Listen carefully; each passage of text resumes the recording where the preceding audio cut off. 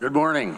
We'll call to order the Thursday, May 21st meeting of the Facilities and Infrastructure Committee. And we've got a full house committee-wise. Legislators Randy Brown, John Hunt, Judith Hubbard, Dan Wakeman, and myself. Are there any changes to the agenda? None noted. We'll be doing a little swap under facilities with the order of presentations. Is there any public comment this morning? Okay, seeing none. Minutes from April 16th were distributed. Is there a motion to approve? Dan, second. Judith, any discussion on those minutes? All in favor? Are there any opposed? Motion carries. Thank you. Chair's report. I don't have anything of note to add this morning. We do have several presentations, 3 presentations through the course of the meeting, so we'll try to keep things moving to, in all fairness to those presenting so that they've got time to share the information they've brought to us. County Administrator's report. Norma, hi. Hi.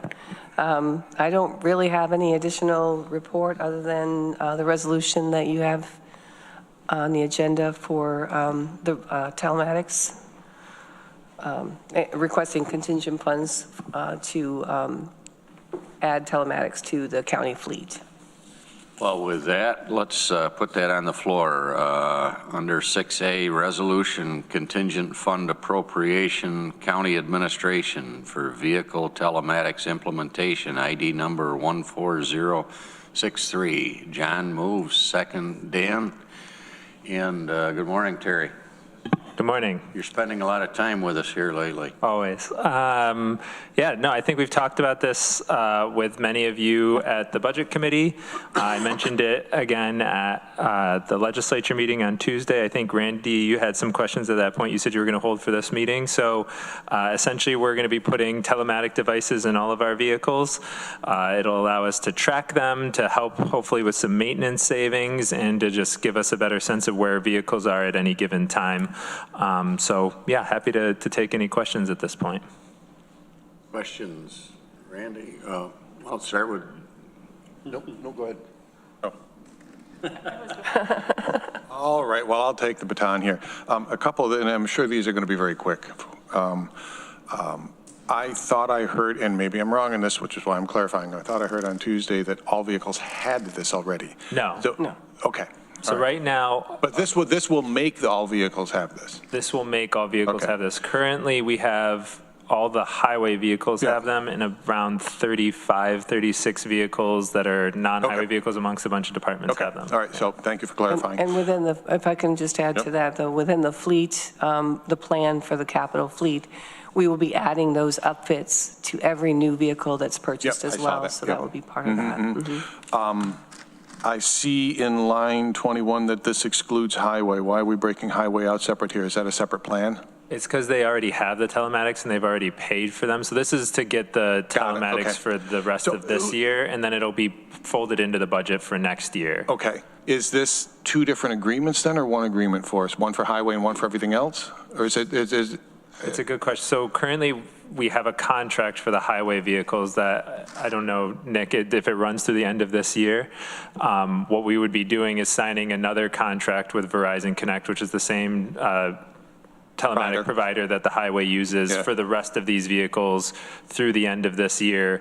And then the next time we went out to do a contract, it would be for all county vehicles, aggregated.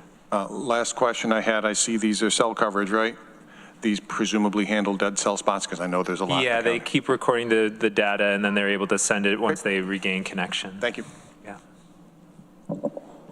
Judith. Thanks. I see this is a real opportunity for managing our fleet, right? Keeping things lean, especially since there have been some cuts to our fleet management plan. And yesterday we talked about, or Tuesday we talked about how there might be opportunities to track miles per gallon also through these telematics. What I'm wondering is, who is going to be in charge of evaluating the data that comes in? Like, how do we track the cost savings or the changes to our plan that we make over time using these telematics? I see this investment of money as hopefully something that will actually save us money in the long term, but we won't be able to know that unless there's a plan for what data we're going to be looking at when and how we're going to know what the changes were.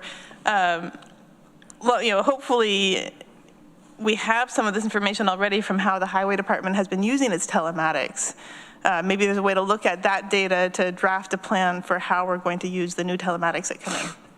Yeah, so I think there's a few different use cases that we see coming with the telematics. As it stands right now, we do not have a good way of understanding at any given moment in time what the mileage on the largest portion of our fleet is. So if you were to ask me how many miles is on car B at DSS, I couldn't tell you. We'd have to send someone out to the vehicle to look at it specifically. So I think how we see us using this data moving forward is admin and myself, when it comes time to the vehicle replacement cycles, being able to do a better job of evaluating, oh, this is a vehicle that even though it's 7-8 years old, we're a little, short on budget funds this year. That's a vehicle that, can continue to go because it only has 6,000 miles, 10,000 miles, whatever it might be. Or looking at the maintenance logs, it hasn't been going to the shop that often. It's in pretty good shape. The other piece of it is in trying to right-size the fleet and having an understanding that we know that we have a lot of vehicles. It's unclear right now what the utilization rate for many of these vehicles are. And so what this tool will be able to enable us to do is to understand how often is that vehicle going out. Is it going out when there's other vehicles that are just sitting, showing that another vehicle could have been utilized instead, and really helping us understand, does Department X really need 13 vehicles, or can it get by with 10 vehicles? Or does it need even more vehicles? Because all the vehicles are going out, all the time. And what they're saying is that they need more, which is what I hear from departments a lot, is that we need more vehicles. And so this will allow us to kind of understand that rather than just going based on kind of the hearsay that we'd have to go to right now. Yeah, this is the question that we have every year during budget. Why do we really have to buy all these vehicles? And it's been a question that we've not been able to answer, and that's why we're bringing this forward. It's the only way we're going to get this answer. That sounds great. Terry, I'm a little surprised you have more time to take on anything. I will say, I'm always hesitant to suggest that we use AI for anything. Yeah. I'm not usually the person proposing it. But the kind of data that's coming in, I think if it was ingested by, for instance, Claude or some other responsible enterprise level AI tool, could provide a first level assessment of data and maybe help devise a plan for how we would use the data. Yeah, certainly. We had just had a good presentation to our department yesterday from ITS about utilizing AI, and this is definitely something we can discuss with them on how this might work. You shouldn't have to get it from the company. It's like $100 a month. Randy. Quality level. Since you're here, how do you utilize the telematics in any of your system, or is it all gone through Cherry, or how do you look at that data, if at all? So we use it. There's multiple different ways and shapes, and one of the main ones we use it for in the winter is to know where our plow trucks are when, to time things out. A lot of times we'll get phone calls, you haven't plowed my road in 5 hours or blah, blah, blah. Well, we know exactly where they are. Another way we use it is accountability for, we'll get calls that, your driver did this. Okay, well, where were you? What road were you on? What time is it? So I want to say that the money that we have saved from being accused of breaking windshields and doing some property damage probably half pays for this every year. There's a lot of that because when someone calls, a lot of times they think it's the county. Well, you used to have to say, well, what color's the truck? What's this? What's that? Now it's, well, where were you? What time? What address? Just a minute, and we pull it up on a computer and say, well, actually, you know what? We were nowhere in that area. And we have, proof of that. But sometimes it is, you're spot on. And yes, we'll come look at it because our truck was there. And, we took a rear window out of a car a couple years ago in Newfield. It caught a stone with a plow and they came out and it was gone. We're like, yep, that was us. It times out. And then at this time of year, it's a lot for when we're paving and doing different road works, rather than having to call someone on the radio when they might be out of the county. They might be, you know, in Seneca County getting some asphalt, bringing it over. We don't have radio signal. Rather than a call on a cell phone, we look on there, oh, that's where they are. They're this far away. You know, plus we're using it for location of vehicles. We keep adding it to, we haven't on all the vehicles, we've been adding it to equipment. Because there's a lot of equipment that gets staged throughout the county. So it helps us, I mean, we know where it is, but it helps us when we leave it there to know that it's still going to be there when we get back. So there's quite a bit of value. And I'm sure I'm only touching on about half. I wasn't really. If I could share one story that we do have from telematics. So a few years ago, we had a vehicle that was stolen from the county and it had telematics in it. And the sheriff's office called me that morning and said, hey, is this one of our vehicles that has telematics? I said, yep, it is. I'll tell you exactly where it is. And within 3 hours, that vehicle had been recovered, right? So that's a, $25,000, $30,000 vehicle that was recovered within 3 hours before any damage could have been done to it, before any parts were stripped from it. And so, it's things like that you won't see every year, obviously, but you won't see it in the bottom line. But there are some savings that don't get quantified in this that, we feel like it's justified to go in this direction. I have one constituent that I've been to his property more than once, claiming that the highway department's going too fast when they're plowing snow on Van Busker Road, and his nail box keeps getting taken out. Do you track the speed, and is there a speed that regulates how fast you should be going when you're plowing snow, or not? Well, we 25 to 30 miles an hour, 30 being the max, and that's on some of our larger wide open roads. A lot of our rural roads are probably 20. Okay. But with the telematics, I have replay, so I can replay it back and know exactly how fast they were going when they went by said person's driveway and mailbox. Okay, I'll share that with them. And my last question is, I see this is from the contingent fund. Is there any reason we didn't budget for this? It was not, no. I mean, honestly, it was, we were, Terry and I were talking about it. I said, we really have to get this done. So the only reason it wasn't budgeted for was because it wasn't budgeted, and it should have been. I mean, it's something, I was not quite aware of how many vehicles didn't have telematics in them. And as we were having further conversations, it just became pretty clear that we need to address it, and I thought it was important to address it sooner rather than later. Yeah, I see it's only $16,000 this year, and I support it, so. Yep. Thank you. So it's a resolution to use $16,500 from the contingency fund to complete the program. And I appreciate the additional information. It's not just the fleet management, but a risk management aspect as well for the entire county fleet, which is one of our largest exposures. So, any further questions? If not, all in favor? Are there any opposed? Thanks, Terry. Thank you. And this did go through budget, as Terry mentioned.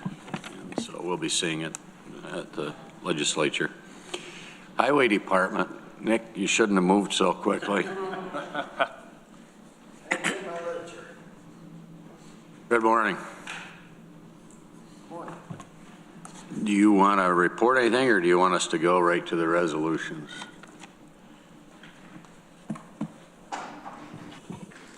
Resolution's fine. Okay. First resolution, Highway Department this morning, 7A, authorizing an agreement for implementation and funding in the first instance, 100% of the federal aid and state Marchicelli program aid eligible costs of a transportation federal aid project, Hines Road Bridge over Enfield Creek replacement. Project ID number 375776, and appropriating funds therefore, and this is ID number 14086. Is there a motion? Randy, second Judith. Hines Road Bridge. Yeah, I'm gonna just want to introduce Shannon Hart. Shannon is one of our project managers at the Highway Department, and this one is gonna land in his wheelhouse. This is one of your second project going right now. One thing I would just want to note on this one that did change a little bit was the availability of using the Marchicelli funds, which is a good thing. In the beginning, you don't really know that you can do it until you get back your SLA, your state local agreement, and then on that, DOT will specify whether you can or you can't. This one we can, so that makes the local share a lot smaller. So this actually is a good one. This plus gets things in motion. Any questions or any more out of Shannon? Did I miss anything? No? Randy, that's your district, right? Yeah, this came up at the Enfield Town Board meeting recently, and I did mention to them that it's planning on being widened some, because it is pretty narrow for 2 cars to go through there. How much is it going to be widened? I noticed in your write-up that it is, but has the design been done yet? Or? No, I mean, you do kind of a it's very preliminary design in the beginning when you apply for the funding. Final design will happen after permitting and different things, but currently I believe it was, what was that, like 14 or 15 foot lanes. So we generally make everything wide enough so that a plow truck can come through with the wing down and stay in its lane. Right. So at minimum 14, but I think it's 15 foot lanes. I mean, so it'd be 30 foot between the rails. I see that the bridge is 70 years old, so I think you've got your life out of it. That's pretty good for a bridge, I think. Yes, and that one is the design of it. That's kind of why we, I think, ended up getting the kind of special funding for this one that design of the bridge only has 2 girders underneath it. So a lot of them have 4 or 5. So if you have one girder fail, your bridge doesn't go down. This one only has 2. So you lose one girder, you lose the bridge. There's no redundancy in it. So that's part of why it's the push of, you don't let these bridges age out too far. Yeah, I read your report on this. I appreciate you guys writing that and for us to read. But also, it looks like the DOT has said that it's got issues, which is why they're funding this. Any concerns about it shutting down before the bridge gets replaced? No. No, I don't think so either. That one, I mean, yes, it has a little bit of structure loss and, from corrosion and rust, but that one's definitely not on the radar of having to it's not as bad as Podon. There you go. Appreciate that. Thank you. Further questions on the resolution? Dan? Maybe not specific to this resolution, but I know we've got 2 here. Will we also have a resolution to apply for these funds, or is that automatic? This first resolution lets us accept it with DOT. Okay. And then the second one will be to amend the capital Okay. budget and accept or acknowledge our consultant. Okay. What's the schedule on this again? Refresh me, please. This will be, I mean, they're going to. Is this a 2027 project? No. This would be construction of 28. 28. Probably. Thank you. All right. No further questions? If not, all in favor? Are there any opposed? Motion carries. Thank you. Under 7B, resolution authorizing an amendment to the capital plan and a contract with Barton and LaJudas for design and right-of-way services for replacement of Hines Road Bridge over Enfield Creek. PIN 32009950, Town of Enfield, and project ID number 375757, ID number 14087. And is there a motion? Randy, second by Dan. And the accompanying amendment to the capital plan. Norma?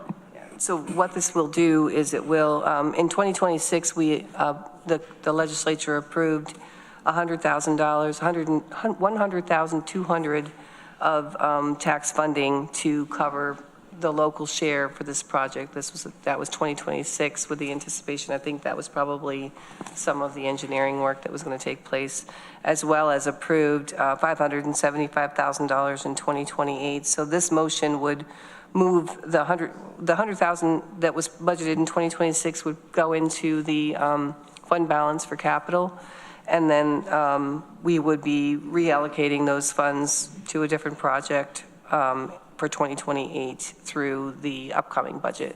So I just wanted you to be aware of what action you're taking here. What will that require? It's an amendment to the capital program. It takes so 2/3 of the legislature to Yep. vote for that change. And this will go to budget next month, or? I don't believe it goes to budget. Is it going to go to budget? I think Is Kevin. it going to BCP? Pretty sure Kevin said it needed to go there as well. The first one didn't, this one does. Jordan can tell us. Because it's contingent Because it's- fund, it does have to go to BCP. Because it's the capital. It'll be on June 8th. Great. Thank you. Thanks. Questions, Randy? Yeah, I see that we're contracting with Barton. Is it Lejudas? Is that how you say that? And we use them for a lot, and I hear they're really good. For projects like this, do you have to bid it out for an engineer like that, or you select them based on their performance in the past, and how does that work? So we have what we call as a short list, and it's put together by New York State DOT regions and the New York State County Highway Association. So everybody within Region 3, we develop a list of consultants, and then within our local area, we narrow that down to 5. And once that's narrowed to 5, that's what we consider our short list. And I think it's every 3 years we do this? Every 3 years, yes. So every 3 years, that gets redone again. Consultants fall off, consultants come on. So when they're within your short list, you can just pick any one of them. For this project, Barton and Lejudas, they actually helped us when we applied for Bridge New York on this. So they they had a leg up. They had, they already had some information, some acknowledgement of the project. But we decided that we wanted to do presentations from all 5 of our short list. So we went through and gave them all the information we had. They put together some programs, presented. This one, they didn't come in. I think we did it like in Teams meetings for everybody's time, but 1 hour or less, or up to 1 hour presentation of what they saw, their ideas, what they feel their design would be. And from that, those presentations, the Highway Department's panel selected Barton and Lejudas for this one. Is that where you came up with the total dollar amount as well? How'd you come with the $3.5 million? No, that's in the beginning. When we first applied for this, a lot of times you'll use a consultant. They'll help you with the budget. They'll help you with some of the stuff that you can't do. We'll do some in-house. They'll do some. They help us put the budget together, and then we would go to New York State and say, here we are, this is our project. So we did that. It wasn't selected. Then DOT came to us with off-system bridge money and said, hey, you have this one, we think it's a good candidate. I feel probably because of the design, it was a good candidate. So they came to us, Jeff was still here then. Jeff kind of went over the numbers with the team. We kind of adjusted a few things and said, well, with inflation, this is where we're at. Okay. So we're accurate, but it's hard to say with inflationary stuff where everything really lands. Thank you very much. Excuse me, further questions? Dan? Just one more for clarification for the record. I think this is Jana. These funds will be spent and then reimbursed on all cases, right? Yes. But we have the ability now to free up $100,000 to go back into the capital program for reallocation to other projects with the additional funds being made available. Any further questions? If not, shall we vote? All in favor? Any opposed? Motion carries. Thank you. Anything you want to update us on this morning, Nick? We just finished our annual chip seal program Monday. That went very well. We're currently, we have a crew out sweeping up the loose stone. Generally, it needs to stay for 2 or 3 days. Generally, the way our schedule works, it's out there for about a week, and then we continue our way around the county, sweeping that up, getting them ready to get them striped. That'll be the next phase once all the roads are swept. We've started some paving. We've got some done, some more scheduled, kind of waiting to. We're not really holding off, I wouldn't say. We have some plans that are moving forward. We don't have a state budget yet, so we don't know where our CHIPS funding is. So that one kind of, it weighs a little bit, but it's not a major factor. Inflationary things are up. We'll see what the asphalt index does next month. It was, a big hit in April, went up again in May, about half as much as it did in April. So let's hope it's toning down, hopefully. Fuel is fluctuating. The way our asphalts work on a 1-month index, price index, all of our gas and diesel fuel is on a 1 week, and that's set by the state. So that has ranged from just over $5 a gallon to, in the last month, $4.30's probably been the cheapest, I think. I did print that out somewhere. But we're currently going to have more conversations as we move forward for fuel. And I don't have that sheet with me. But yes, I want to say, I apologize because I had those numbers written down, but I want to say we've spent about $195,000 so far this year of $330,000. And we have like one something left. So we feel we can go another month or two, but at some point we have to come to you guys in the ledge to figure out where we're going to pull that extra from to get through. Understood. Questions for Highway? Judith? This is not about the chip seal program, but right now I live in the city of Ithaca. The Stewart Avenue Bridge is being repaired. That's not through the county, right? It's through the city, is that correct? City, yes. Okay, so I'm just trying to understand how the funding works. Like county dollars pay to repair all of the bridges outside of the city, but if they're in the city, it's different, is that correct? Yes, so outside of the city, any bridge that is not on a state road is the responsibility of the county. So we have all the county bridges on our infrastructure, and we have all the town bridges. Within the city limits, they own all of their bridges. Okay, so this helps me understand a little bit. I just want to make the point, because often we're talking about how county dollars are spent and who benefits. And I think it's important for us to recognize that although the majority of these costs are covered by the state and the feds anyway, that residents of the city are paying tax dollars to repair sort of for 2 sets of bridges. Whereas if you're outside the city, you're only paying to repair the bridges outside of the city. So it just feels like one of those things that should go into our discussions about county-city split. It's not really about facilities, it's just, or highway. It's more reference for the rest of us. Thank you very much. Randy? Actually, there are town roads where the towns are responsible for the expense of repairing things like a culvert on Bostwick Road recently, which they determined was going to be $800,000 to repair it because it's a certified stream, for fish. But luckily, they did get quite a few grants for that, and Soil and Water also assisted them in getting grants, so really reduced the cost to the town considerably, but it would be their responsibility if they didn't get all those grants. So, thanks for that clarification. I can remember a legislator asking this question, believe it or not, in the 1980s, and they said if we go down that path, we'll be discussing it in the context of sales tax agreements and other old precedences. So I'm on the sales tax agreement working group, so I am familiar with all the details of that agreement at this point. then you're aware. Thank you. Shannon, thanks for being with us. Nice to make the introduction here. We'll move on to the airport.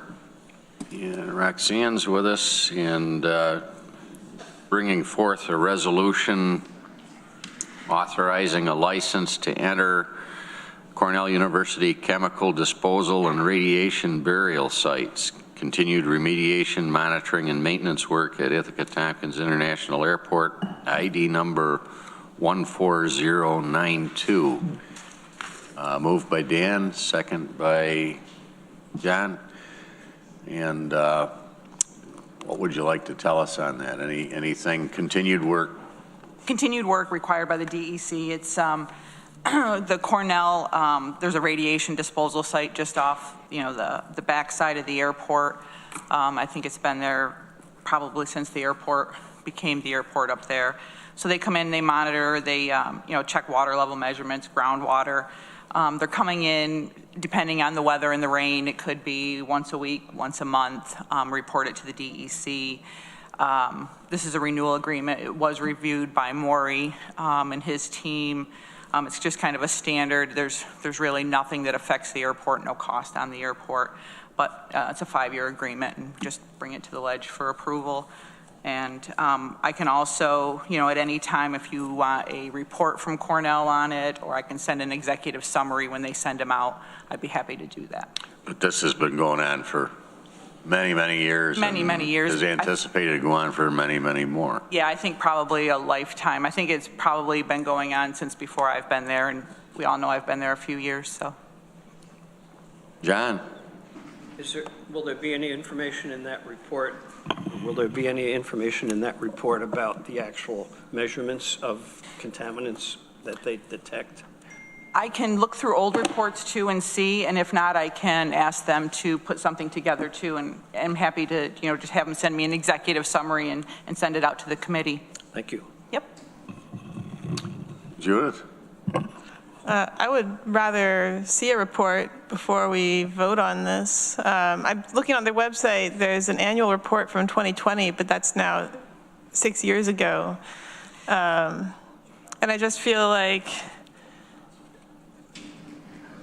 I guess I don't know why a report wasn't provided with this to begin with, because we have no basis to understand what's going on with this site, whether we're exceeding any numbers.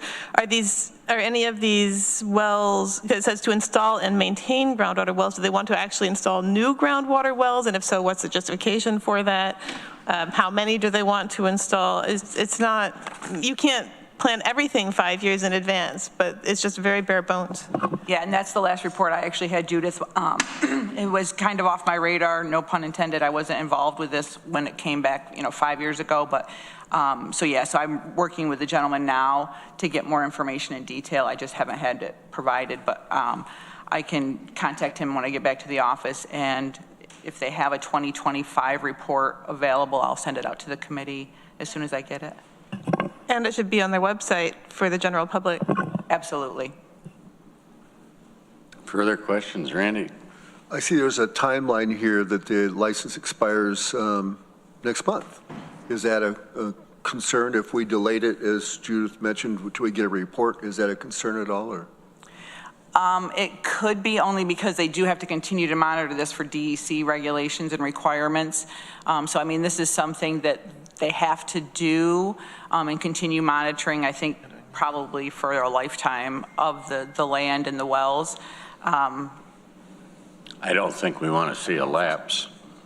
Next, I don't know if that would run into fines for them. I'm not really sure how that would go, but.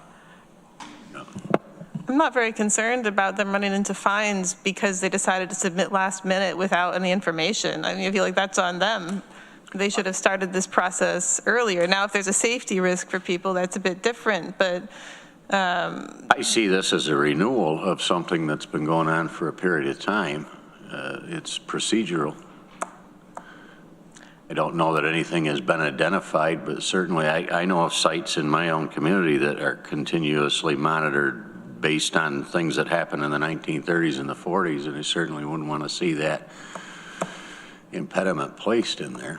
Perhaps we could modify this to remove the install part where it's suggesting they want to do new installations and That just pass it now for maintenance, and then they can come back with more information for installation. That reference is what the original license said that they would install and maintain from that point forward. I don't know that there's an indication here that they're going to install further. I don't particularly see getting the additional information from Cornell and moving this resolution forward so that the agreement is in place before the current one expires as being inconsistent with one another. I think you could advance it and we could seek the additional information, but interrupting monitoring of radioactive stuff that may have been buried since who knows when, I wouldn't recommend that at all. We could perhaps pass it now, but then expect that the new information would be available by the time the next legislature votes as a body.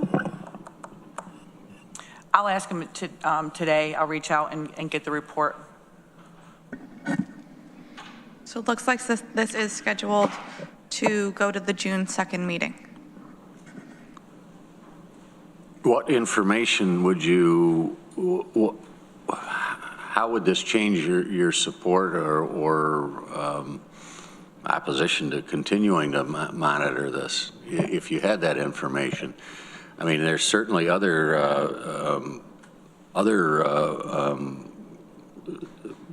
facilities throughout the county that solid waste, for instance, would have monitoring wells at the old dump sites. Well, as another example. Yeah, I mean, I view it as Cornell's responsibility to provide a report about what they're seeing in the data rather than monitoring sort of in the background and in secret. Now, I don't think they're doing it in secret on purpose. Like, I don't think they're trying to hide something, but a 2020 annual report means that presumably there are annual reports, right? And I think it's their responsibility to make that information public. This is, you know, a contamination site that they created in a legal framework that was different than it is now. And it's, you know, they're asking for our permission to check the safety of areas that are county land. And I think we deserve to know what the safety level is and what they're seeing and whether there's remediation that they're doing that's necessary. Well, presumably these reports are being filed with the DEC and they are a public record.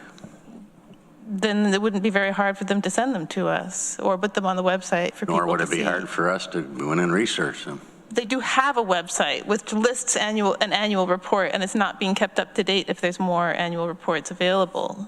It's a simple ask to make it up to date so that it's easy for people to access. Further questions? John? My understanding from my past residence here 30 years ago was I don't think there's any housing developments that are allowed to be anywhere near this. I don't think that's going to be turned into a park. It's a very restricted area. And so it's been taken, whatever can be done about restricting access and making sure that it's being monitored is pretty much an ongoing thing that's been happening for a long time. Anything further? Dan? Yeah, a couple of quick things here. This has been going on, excuse me, this has been going on for many years and will be presumably indefinitely. Why only a 5-year agreement? That's normally just what kind of goes through on what Maury suggested. I mean, All right. That's an okay. How would Cornell's access affect flight timing? And is that just to coordinate with you? They come in and say, we need to be in, you just give them a time window and away we go?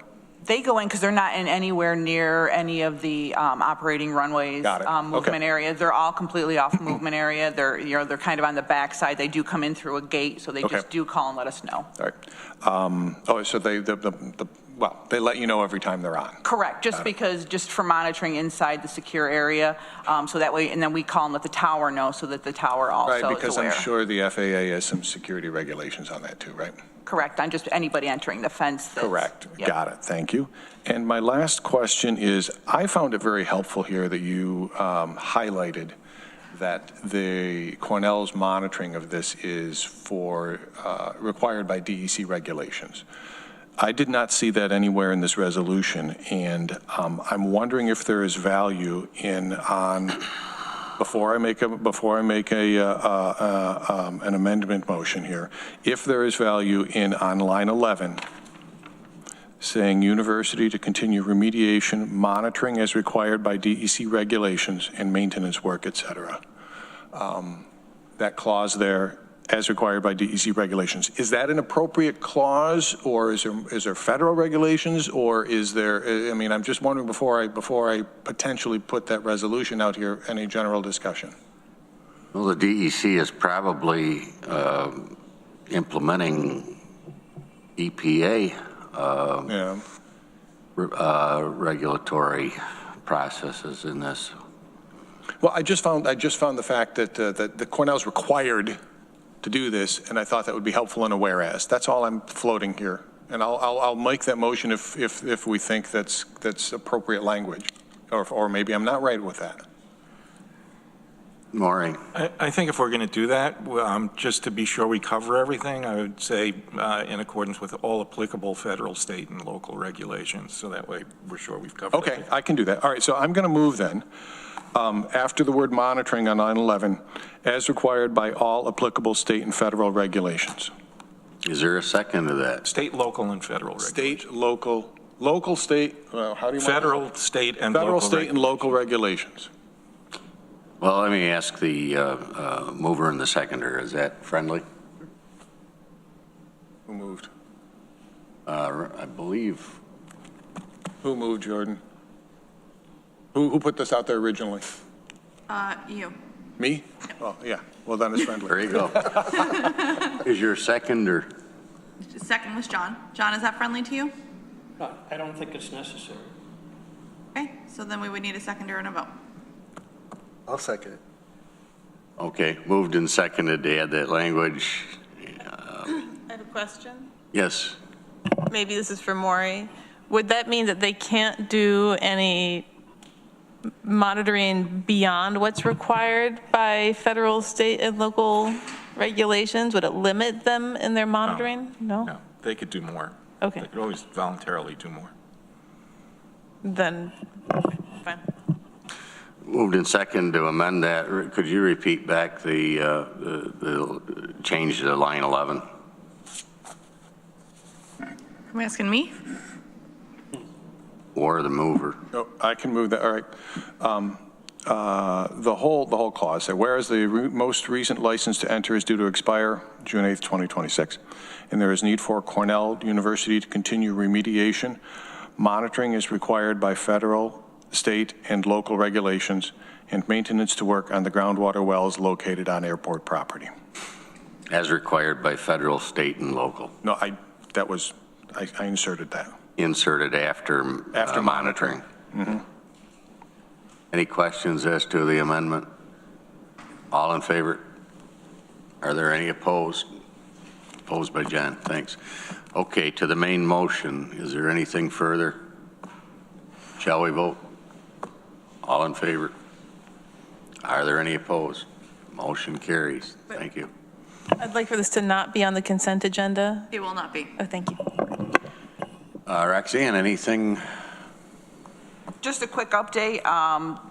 First quarter of 2026, we had a 4.9% increase in our employments, so that's positive. We also have the fact that the United flight is going to be resuming again from mid-August through the end of October. So that's the third flight daily, so that's positive news that they're bringing that back on their own without any additional information or any additional revenue guarantee questions. We also have our Airport Day and Preparedness Expo. We're really digging deep on planning that. That's set right now for September 18th or September 19th, Saturday. There'll be the 5K run, the pancake breakfast. We're working closely with multiple departments through the county. We're going to have displays, but there's going to be the citizens preparedness training. We've really worked hard to try to bring the county as a whole together and the community. There'll be fire departments there. There'll be local law enforcement there. Just many opportunities for people to come to the airport and see what we're about, not just taking a flight. So look forward to everybody being able to, maybe come up, stop in and see us. There's no cost for the event to get in it itself. There's costs associated with other things.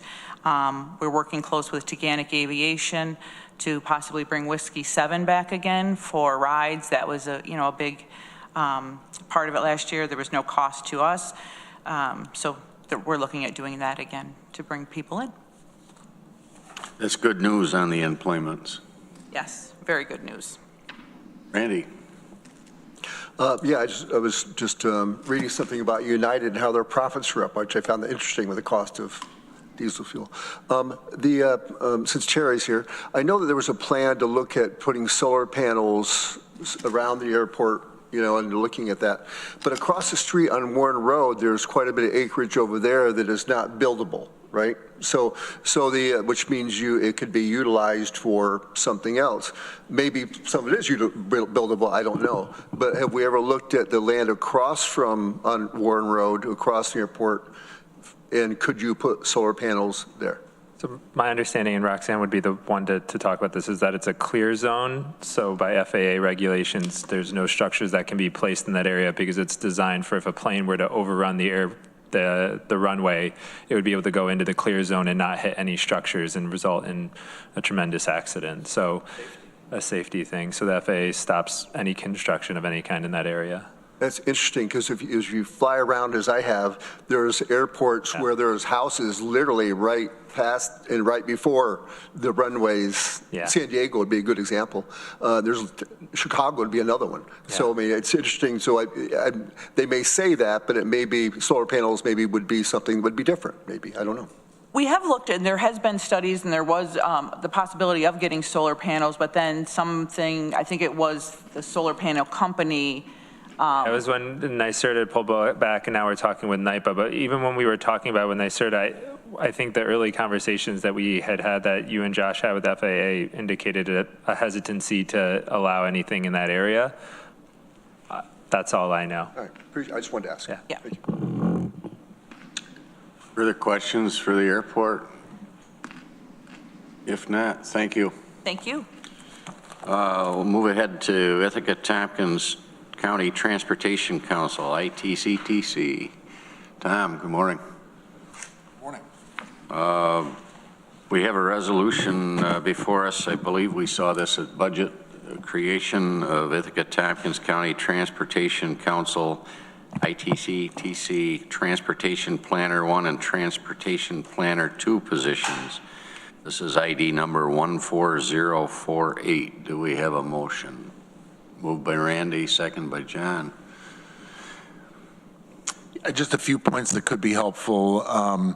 As you know, as a hosted agency, there's no impact on the county tax levy with our positions. This is the result of a staffing structure change that came out of the organizational assessment work that I did early in my tenure late last year. And the purpose here is to increase capacity, support our core function around long-range transportation planning. What we're doing is we're shifting from we have room in our budget, which comes from Federal Highway and Federal Transit, for 3 full-time equivalent employees. Historically, we've used that in a staffing structure that had a director, an analyst, and an administrative assistant. So we're replacing the administrative assistant with a professional staff member, and we're streamlining and parsing the admin duties. We're also going to be, Daryl and I will be discussing this in depth next month, but we're going to be working more closely with county finance to help with some of the financial admin, which I think is a good streamline opportunity and shared services opportunity for both the county and our agency. And so that's what we're doing. Other thing to clarify, we're establishing 2 positions, but we're only hiring 1 person. The strategy here is to cross-post as a planner 1 and planner 2 to maximize the candidate pool. If we get somebody who's earlier in the career, but has a lot of interest and motivation, excited, we can train and support them. And we want to be able to look at that person during the hiring process. So only one person to hire, but we're establishing 2 positions. And you may have seen that the County Department of Planning and Stability is currently hiring a transportation planner. Just want to point out that that is a very different position. We looked at the transportation planner title that exists within the county roster, and I think partly in consultation with Katie and the department, we all agree that this position is the duties are very different. The position is distinct, and so we needed to create a new title, new titles within the roster. So that's what we're doing here. And timing-wise, we're trying to coordinate with the Department of Planning and Sustainability so we don't create confusion with potential applicants. But as soon as the legislature votes on June 2nd, as soon as possible after that, we'll look to post and hire. And we're very excited about this. Appreciate the explanation. Further, any questions on this? Dan? All right. We are, as a county, aware of unfilled positions. You intend, and I completely believe this, to not fill one of these positions, hire one and not fill the other. But then the creation of the position exists, and that position then is left dangling there. Am I right? I think it's a position within civil service, but I don't think it's an unfilled position in the sense of, again, I'm kind of new to this, so if others have more information about how this all works administratively, then please help me out. But we're only we only have one position in our budget. Yeah, of course. Jana, do you want to speak to that? Because I'm wondering about putting a clause in here to dissolve that second position after the hire. It won't be once the hire is done, that position won't be there. Got it. Never mind. Judith? What about the position for the current administrative assistant? Will that also be dissolved? That's been removed from Already been removed. the system already. It's already an inactive position. Okay. I understand the money's coming from the federal funds. I'm a little confused because I guess I don't understand how your budget works exactly if your money's coming from federal funds, but then we have to approve it, and then it mentions the county budget in the document. Like if you weren't going to do this, would you just presumably the administrative assistant has a lower salary than these new positions that you're proposing? Slightly lower salary. So then what was going to happen to the money that you had in the budget anyway? And how do you have this extra money in the budget if you didn't have a plan to hire somebody at that higher level at the time? Yeah, well, I can certainly clarify that we have constructed our budget so that there is funding available for this position, and not just this year, but I've also done a look forward 5 years, so we can sustain this. And how do we do it?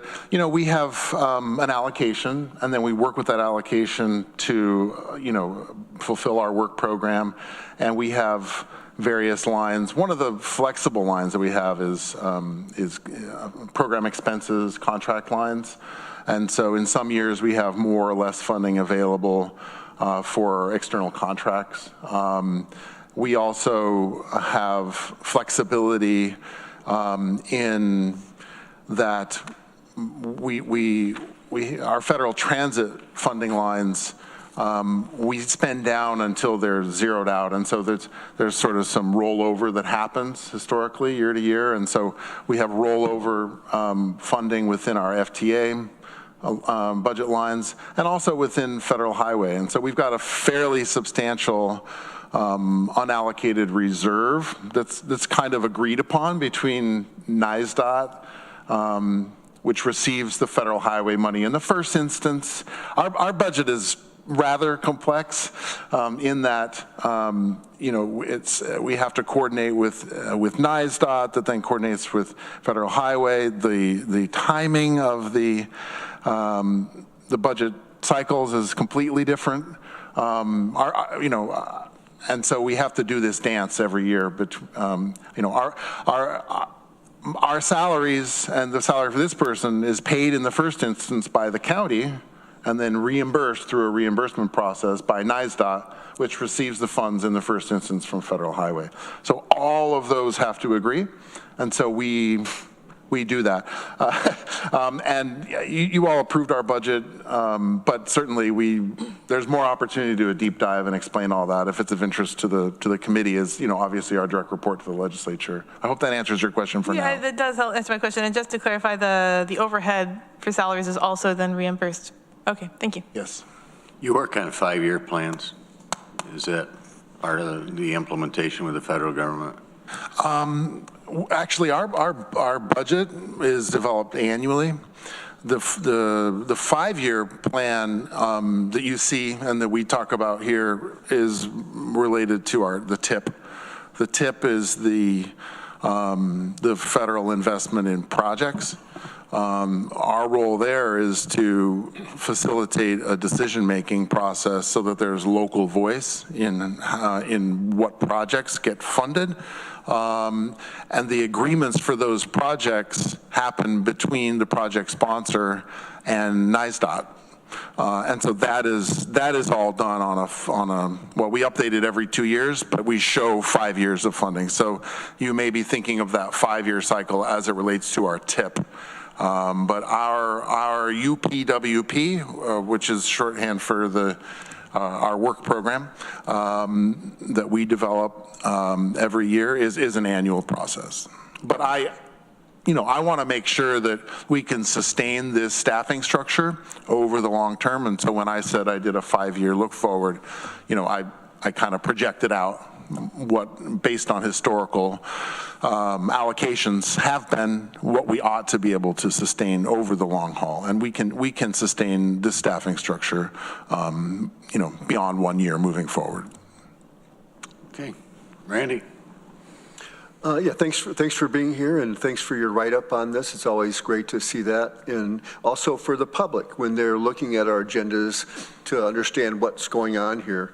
I would like to recommend that when people come here and that they announce who they are, because if people are watching, not that this is going viral at all, I mean, but they would understand who's speaking, and to anybody that comes, announce who you are, and so that we know who's speaking and explaining things, and you explain it well, and I support this. But I have a state issue road that I've had complaints on 327. And there's been a lot of flooding there around where they have their food distribution food bank. And the state's not responding at all to any of the flooding there. So the towns and maybe even the county may be dealing with some of that stuff. So I just wanted to share that with you. Because the water comes down those hills and it's got nowhere to go, and water's gone into at least 2 houses there and backed up into the food distribution site, which is part of the town hall. So I just wanted to make you aware of that. Thank you. I wasn't aware of that. And, the MPO process and the Transportation Council does provide those opportunities for direct conversations with state officials. Great. So I'll follow up with you on that. Appreciate it. Thanks. Further questions? Thank you. Thanks. We've got a little time check here. We've got a little less than an hour scheduled for the meeting and 3 presentations to go. So they didn't vote yet. Just to. Would you be able to vote on that? Yeah. Yes. Oh. You really want that? All in favor? Are there any opposed? Thank you. We'll move up to recycling and materials management.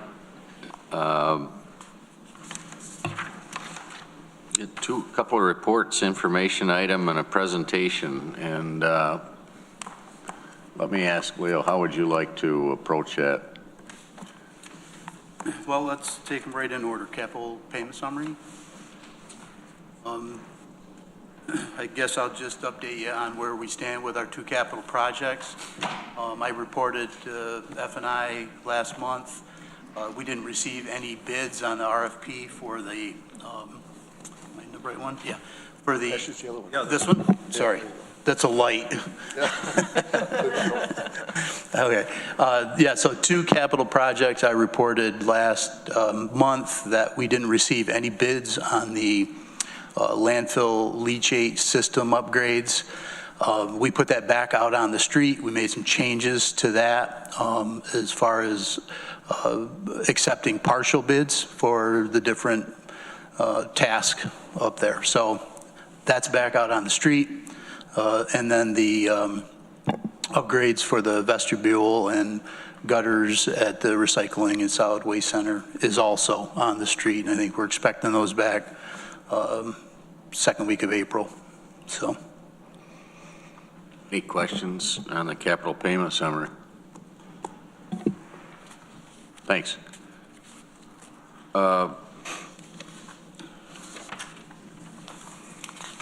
Average commodity revenue. Yeah. So I think, so we would report this to peak quarterly, and it worked out really well. It's a large revenue stream for us, and it also kind of leads up to making the budget presentation and understanding what we're doing there a little easier when that time comes. Do we have that, Kat, or? You'd like it up on the screen? If you want, yeah.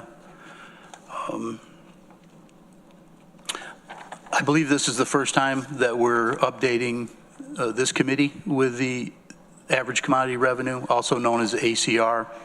I believe it was sent to this committee.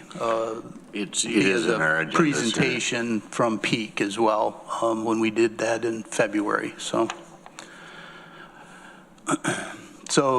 on the screen is a 13-month trend. So it kind of gives you an idea month to month as to what we receive as revenue that comes in on average from all of our commodities.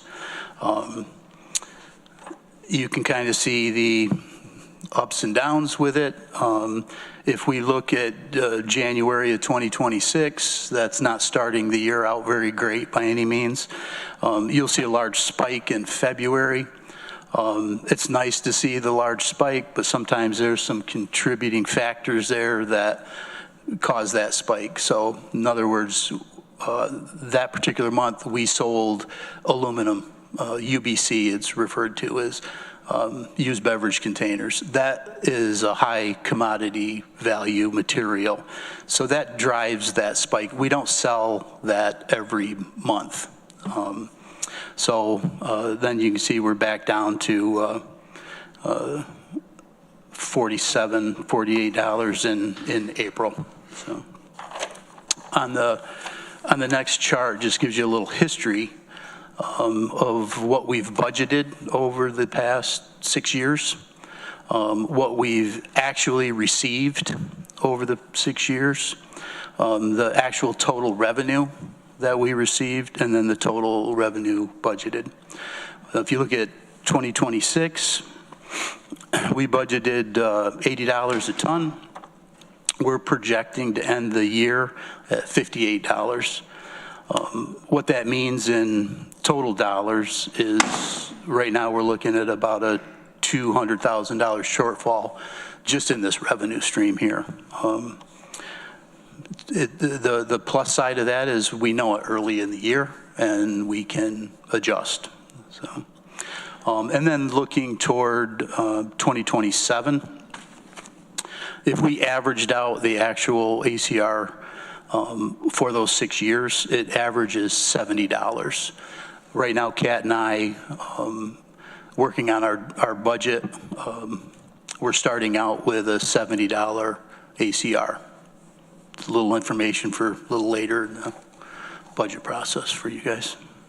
So. You do have some fund balances that you work with if at times when you have fluctuations in the market. Is that correct? We do have a fund balance, yes. Yes, 16 to 18% is required. I want to say 21% roughly right now is what we've got in that fund balance. And this is first quarter, second quarter? This would be through the first quarter. We did get April's ACR in time, so we plugged April in there too. So, questions, Judith? When I compare the values you budgeted versus actual, it seems obvious that it's very difficult to estimate what you're going to see in the coming year. And from this chart, it seems like it would have been better in each case, in each year, to just use the value from the previous year than to use the values that you estimated in advance that were different. From between 2022 or 2023 and 2026, each of your budgeted values was significantly overestimate of what you ended up with. And if you just used the previous year's value, you'd have been closer. And I wonder, in the end, it's really only the actual values that matter, except the budgeted values are what you use to sort of plan out your budget so you end up with this shortfall. Could you save a lot of time by just using the previous year's actuals instead of spending, trying to figure out what's going to happen, given that it doesn't seem to be very effective? well, yes. I mean, this could be looked at in a number of different ways. Lots of times, trends you'll see, 8, 9, 10 months low value with an upward trend shortly thereafter. But you're absolutely right. And so what we're planning to do is average out those years and come up with more of a standard. We've even had some discussion about using the same number for an ACR for a period of time or a number of years, and then just kind of reporting anything that comes in higher, could go back into a fund balance or an ACR fund of sorts, or we come in lower, we could draw from that. So we've kicked that around as well. Yeah. Thank you. Randy. Thank you for this. At a future meeting, not right away, if you could actually share with us the actual tonnage, changes, not just the dollar amount, but tonnage of what materials and those kinds of things, so we understand the trends of that as well. I've been getting feedback from people on a lot of things, and they're really excited about the expansion of the food collection programs. One guy said he's in Ithaca, said he's never been able to recycle so much stuff. So I wanted to share that with you. Good. But also I've been asking everybody that will listen to me what they think about the $85 fee that we are currently charged that supports this enterprise fund. And I asked, would you pay $10 more? Would you pay $15 more a year if you knew that more things were going to get recycled or at least managed? And not one of them hesitated to say they wouldn't pay more. So they want to see more things somehow managed and recycled. And I believe that if you can get your volumes up, your revenue will go up of the things that because people are confused sometimes of what they can recycle, black plastic was, now you can't. And I realize a lot of these products become an expense for us. But if you get the volumes of everything up, that may cover that expense. And not to mention, if you start tracking certain things, you may find other homes for them. So I think it's better off us managing our waste versus, the stuff that's going to the landfills. It's out of our control. So I'm for being aggressive about this. So just wanted to share that. Yeah, we hear that message. Thank you. Just one comment on this ACR. You mentioned, products. So built in this ACR, there is positive revenue materials that pay for themselves. There's negative value materials that brings the average down. Why don't we move on to the next report? environmentally preferred purchasing. Yeah, go ahead, Kat. All right, thank you. So this is the EPP team annual report from 2025. Our procurement policy 06-07 requires that our department forms and maintains an EPP team for internal purchases from county operations. We have quite a broad reach of what this team covers. We're tasked with developing, maintaining, and communicating sustainable procurement tools and resources, developing language related to procurement and documented use of environmentally preferable products, trends related to EPP products and services, promotion and communication, as well as developing an annual report. So we are happy to share the 2025 annual report, and I have Ren Kingsley here. She's an assistant recycling specialist with our department who was very instrumental in both kind of coordinating this team over the last year as well as developing the report. So she's going to share a little more of the highlights. Thank you. Yeah, so as a team, we've compiled the report that has data from a bunch of different departments that kind of manage different EPP-related initiatives around the county. So in the report, you'll find that as a team, we attend the quarterly meetings of the Green Purchasing Communities Program that's held by New York State. We maintain resources on the county intranet site, such as the county's surplus equipment and supplies page, as well as our EPP site. And the members of the team report on green purchasing data from our green cleaning supplies, from our office supplies, that data that we have. We have data from the electrification processes that planning and sustainability is working on, such as our green fleets, our solar projects, and green construction projects. And then we also have ITS reporting on the e-waste contract that the county holds to manage e-waste generated in the county.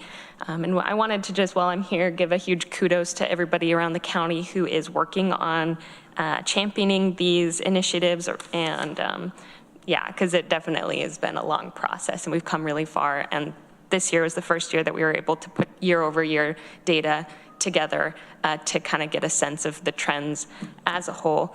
And I wanted to mention too that looking at that year-over-year data, it's clear where the fluctuations and the reports that we receive from our various suppliers, such as Amazon, Staples, and WB Mason, the challenges in getting consistent reporting has made, it's given us a good opportunity to reflect. And so just wanted to let you know that our reports in the future may look different in terms of what we're reporting. And just some highlights, data highlights, some wins this year. 100% of our spending on cleaning supplies was all met green specifications, which is exciting. 27% of our fleet is electrified in some way, either fully EV or hybrid vehicles. And with our surplus equipment site, we've had 9 departments utilize the site in 2025, and a total of 17 items such as standing desks and bulletin boards and desk chairs and other supplies be utilized by the county. So thank you. Thank you. Questions? Judith? I think it's great to see this data. It really helps to inform decision-making. I'm especially excited by the surplus equipment policy. I mean, what an obvious thing to do, saves us money and helps the environment.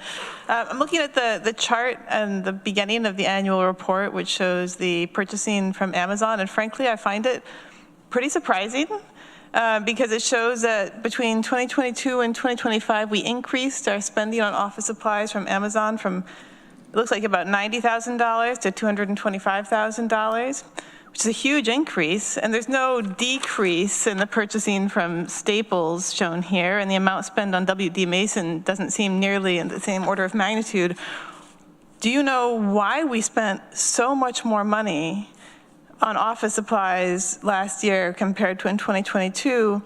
And also, it seems like we're really not doing a very good job of selecting green products from Amazon. It's only 7%, besides which ordering things one-on-one from Amazon seems not green to begin with and not local, like we're not spending the dollars locally. I'm wondering why we spend so much on Amazon, what we get out of that compared to local purchasing, what other options might be, and whether there's a way that we can direct our dollars in a different way that would keep it local.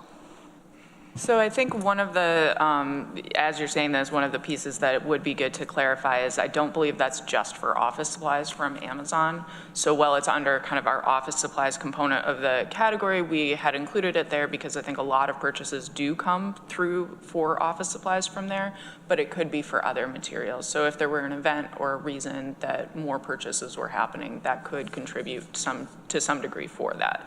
The Amazon component of this and how we kind of notate the green spend on these really has to do with the certifications that are met for products that are being purchased off there. And so that's where this information is showing by dollar value, kind of the different procurement pieces. So it's definitely, you know, the county is following the procurement policy and how materials are being selected and spent. And at kind of across the different departments. And so I think that is one thing that the EPP team is interested in, kind of incorporating some new members from additional departments to really get additional information and insights into, you know, purchasing across kind of a broad swath of the entity. Could I add something to that? I was looking, so the data that we get from Amazon is this massive spreadsheet. And I spent a while kind of looking through the different categories of items. Like Kat said, it's not 100% office supplies.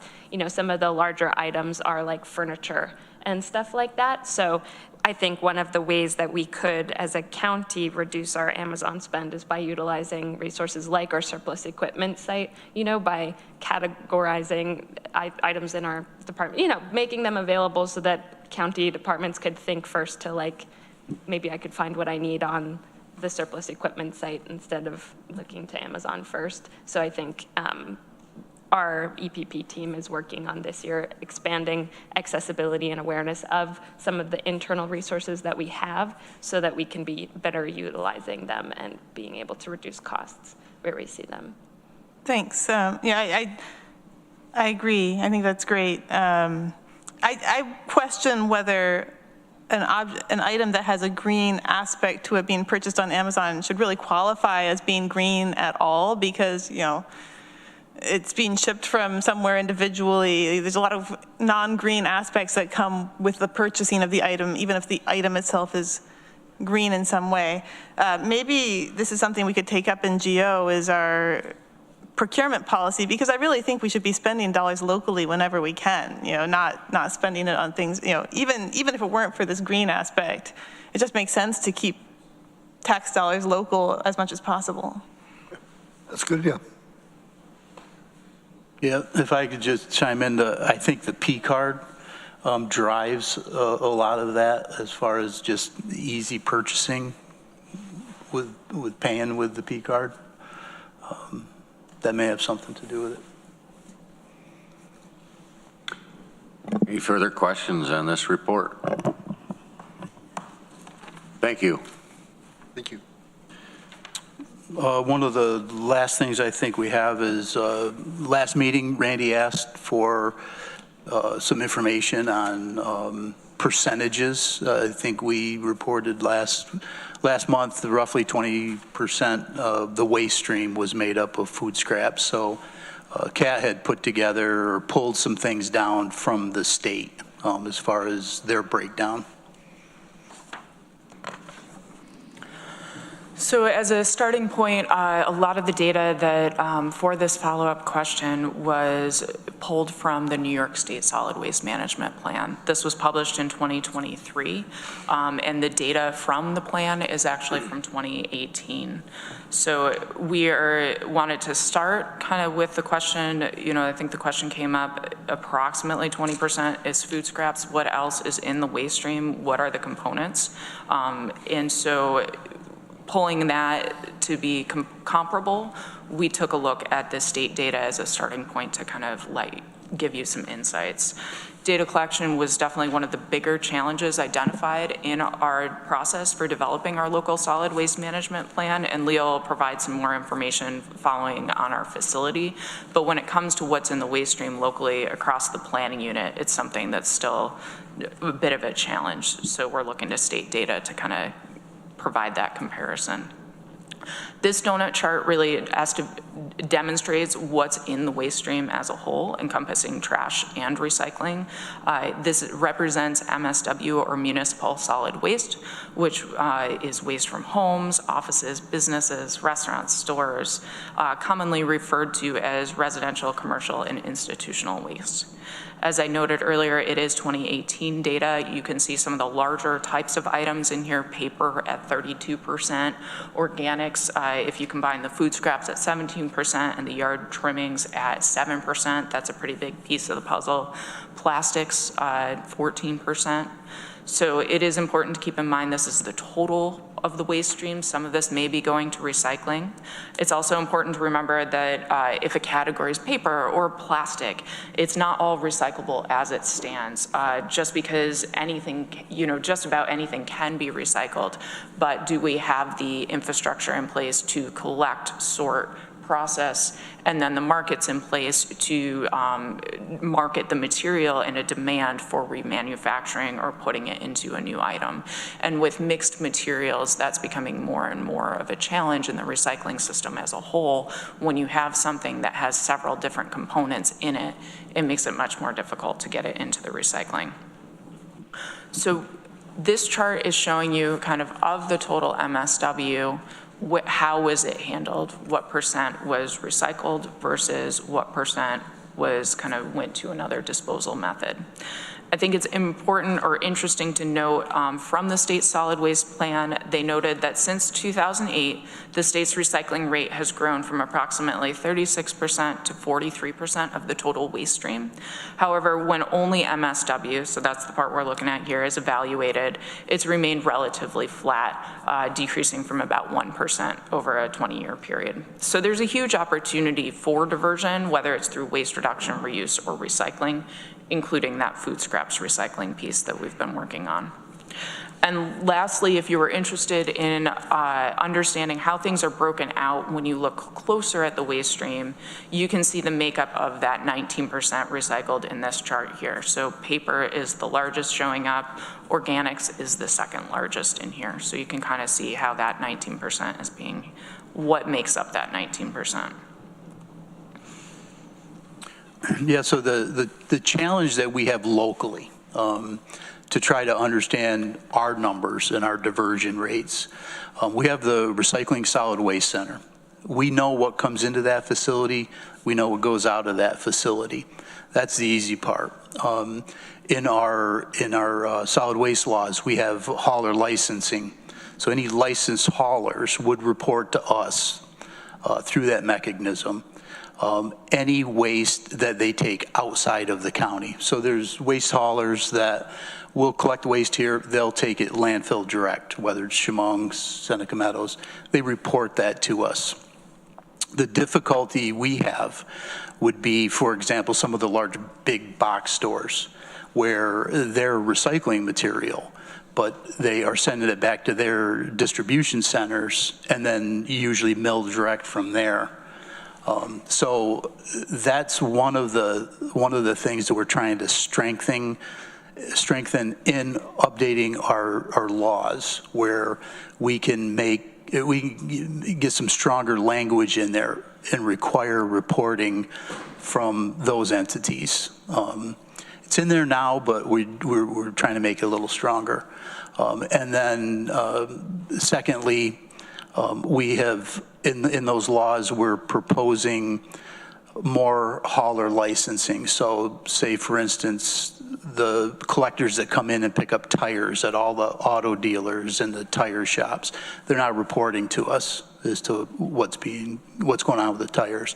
So that's another addition. So we are working to kind of overcome some of those challenges with reporting so we can get some good local data. But I can tell you, kind of in summary, what comes into our facility, the Recycling Solid Waste Center, 60% of it goes out as trash, 40% of it goes out as recycled or landfill diverted, if that helps. Randy.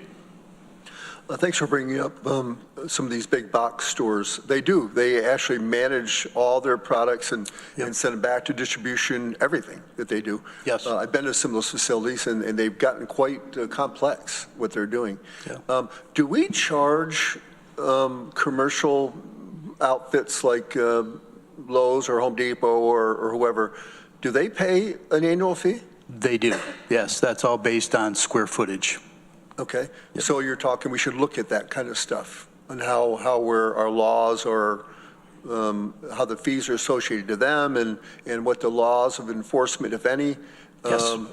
Yeah, I like that idea. Yeah. Thank you. Yep. So you're not proposing to manage or handle much of this, rather you just would like to have the reporting of the data so that you have a sense of what's coming in and out of the county? Yes, absolutely. Yep. Are you looking to come forward with any changes to any local laws that or an amendment to what we have? Yes, yeah. So, again, the draft recommendations are under review with Maury. And again, we're strengthening things and adding some things to make it easier to get the data. Yeah. I mean, I'll leave it at that, I guess. Just on our radar is I guess why I'm asking that question. Yep. To know that that's coming forward. Yes. Further questions? Well, it's good to have you back in the fold here at Facilities and Infrastructure. Yes. And knowing I have not served on the peak committee, so some of the reports that you've been providing to them, I think Randy's certainly familiar with, but good for you to bring those to our attention, and we'll be looking forward to them in the future quarters. Great. Thank you. Thank you. Thanks. Thank you.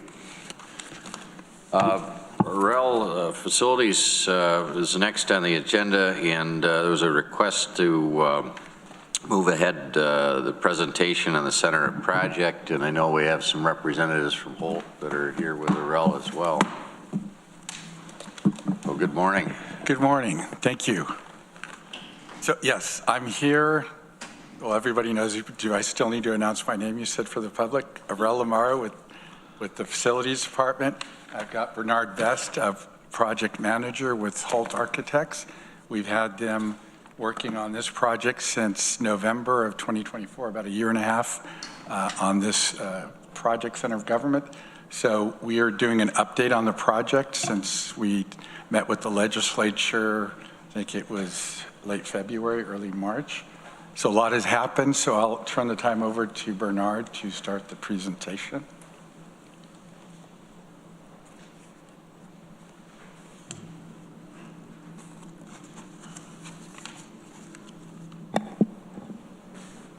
Sorry, just trying to get it to share here.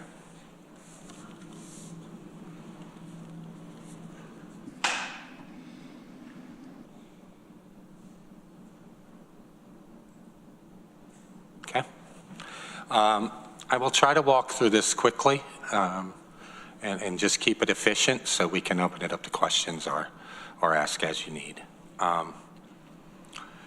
So the last time we were here, we had looked at a couple of options for different sizes buildings. We had gone back to the original resolution. So the goal here is a 45,000 square foot building at the 50 million. And this is how we have come forward to do that. So the first thing that we did is in reducing the scope of the building, the last one was 57,800. We were taking it to the 45,000 is the program. So we took, on your left, you'll see that that was the program with 13 departments within the new building. The current program on the right is showing that 10 departments will be in the new building. County administration and human resources will now be in the old jail. ITS moved from the last thing you saw over to the new building. And planning and sustainability will stay in the old courthouse instead of moving to the new building. This represents the plans as they stand now. Basically, what you will see is the concept of the building remained the same. We pulled the west wall in 10 feet to reduce square footage, and we pulled the south in roughly 4 feet to reduce square footage on each floor. And then on the fourth floor was, we just now have basically a penthouse, mechanical penthouse with some facilities for the users such as storage, showers on that floor, but we took the 2 wings off that held departments previously. That's how we got to the 45,000 square feet. This is showing that the amenities still support the building, that it wasn't stripped out there out of the departments or the amenities as we did this. The green areas represent different forms of the conference rooms. So we currently have in this plan 6 medium and large conference rooms combined. 5 of the breakout rooms, which are smaller 2-person, 3-person, or taking individual teams meetings. And these are dispersed between the 3 floors. And then we have the grand jury room, when it's not in use for the grand jury, is available. That's a 50 to 60 person. That could be scheduled as a conference room. And we also, in order to bring that back in, hooked up the AV, or will be putting the AV in the break room, which would be another 50 to 60 person one, and that filled in for larger training type of things and stuff that could happen in that space.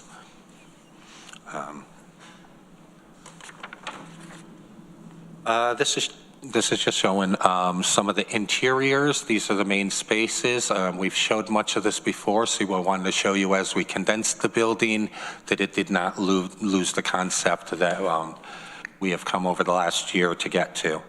The one on the bottom left is right at the entry looking across. So this is right where you cross security. You would see the one stop and the Clark and the larger lobby. And up top it looks at the conference rooms, and at the top of this, to the right is the main public stair that has access. That would be the east node. This is the stair behind it with some of the decorative elements from the professional building tied into it. That was part of the SHPO submission and discussions with them. So that is in a public area. The bottom right one is the same lobby, just looking straight down from it. You can see the entrance is on the left. The one stop would be to the right. This is the typical other floors. It says first floor, but each floor has just this single corridor to minimize the square footage of circulation.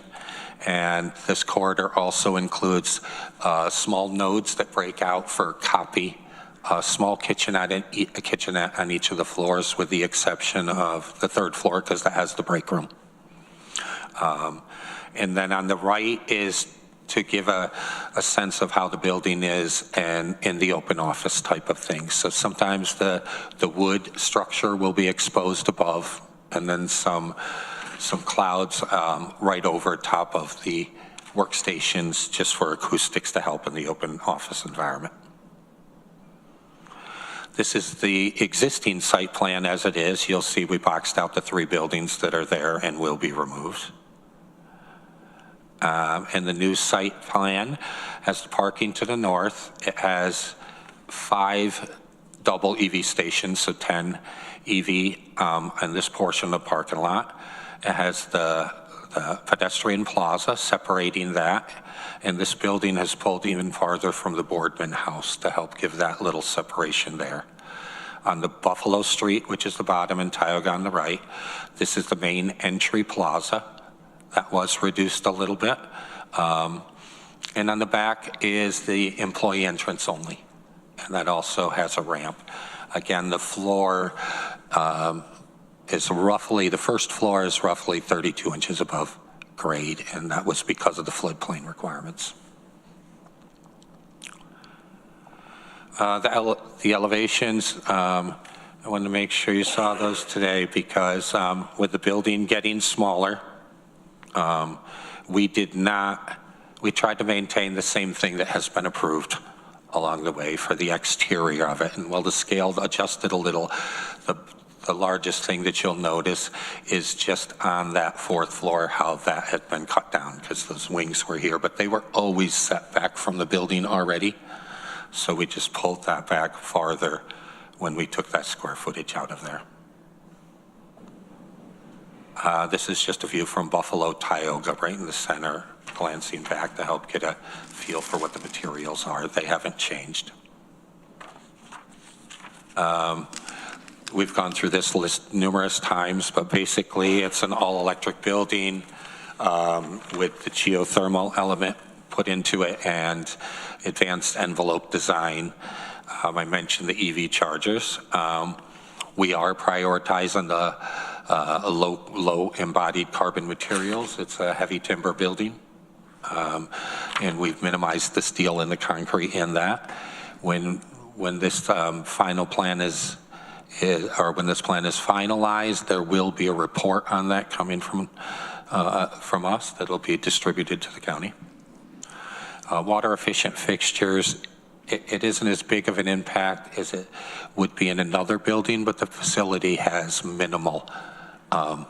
We only have toilet rooms and a couple of showers in the whole building. So daylight access, we've maximized the windows for the energy code as far as we could with the energy code and use low emitting materials for the interior finishes.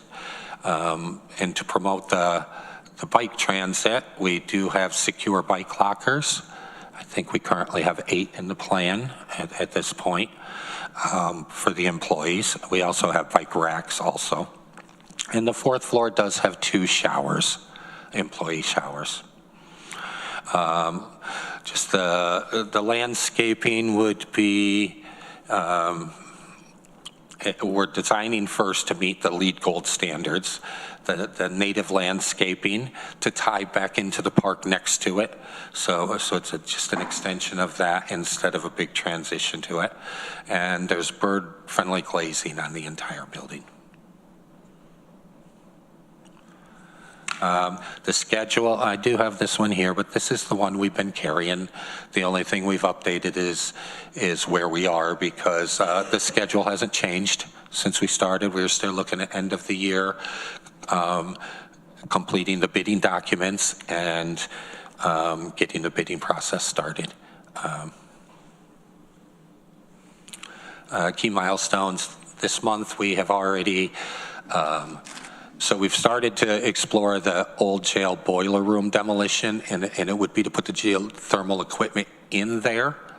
So it may tie in well with the district geothermal if you go forward with that sometime, because that's not part of this, but it would pipe over to the new building from there.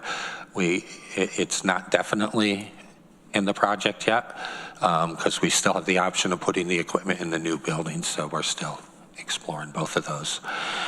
We've just completed last week or early this week the 10 departments going in the new building. We've met with each of the departments again to show them the space and refine it and take it to the next level. Our next meetings coming up will be, we are meeting this afternoon with IT, with ITS and our consultants to go through all of the equipment that's needed in the new building. We have security meeting coming up, interior finishes with samples and everything, exterior materials is another meeting. And then we're starting now that we are close to having the energy model completed, we're looking at the additional grants that could come out of NYSERDA. Next month, we'll be doing this IT meeting I had pushed it up to May, so I mentioned it there because we did get it scheduled already for today. The energy model will be completed, and that's going to define a lot of the next steps that we have. We'll also bring in AV to fit out the different departments, conference rooms, what we need there, and we'll work with the ITS group for that also. And then finalize the direction for the geothermal. So that should be determined by the end of June. And then from there, July through the rest of it would just be the process of doing the actual bid documents, specifications, front ends, the legal side of this, and getting it out to bid, hopefully in November, but that'll be directed more by you. We're thinking of completing the bidding documents mid-October. When would you look at an award of bid? So I'm going to let you talk about bid your review process. Yeah, I mean, we'll put it out to bid for 30 days. We'll have a pre-bid meeting during probably the first 2 weeks after we put it out to bid. And then depending on if there are a lot of questions, if we have any addenda to put out, that may extend the 30 days. We'd like to keep it at 30 days. Also, if there's not enough interest, I've said before, which we expect there will be from what we've seen at the airport for the SRE ARF building, there was good interest in bidding that just 2-3 weeks ago. We may extend it. Typically, what we'll do is we will work with HALT. We will actually reach out to contractors. We've done that already to let them know that this project is coming out so that we can increase the competition and interest. But I would say a month to a month and a half for the bid cycle, then the whole review, analyzing the bids, debriefing the contractors, the apparent low, that could take a month. And then we're trying to set it so we hit the approval, coming to F&I for approval to award. So I would say probably 2 months. So 3 months from the date that we go out to bid to the day that we want to come to committee for approval.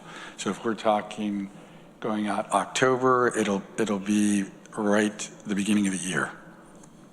If we can award it in December, we would, but I'm thinking it's probably beginning of January that we would award.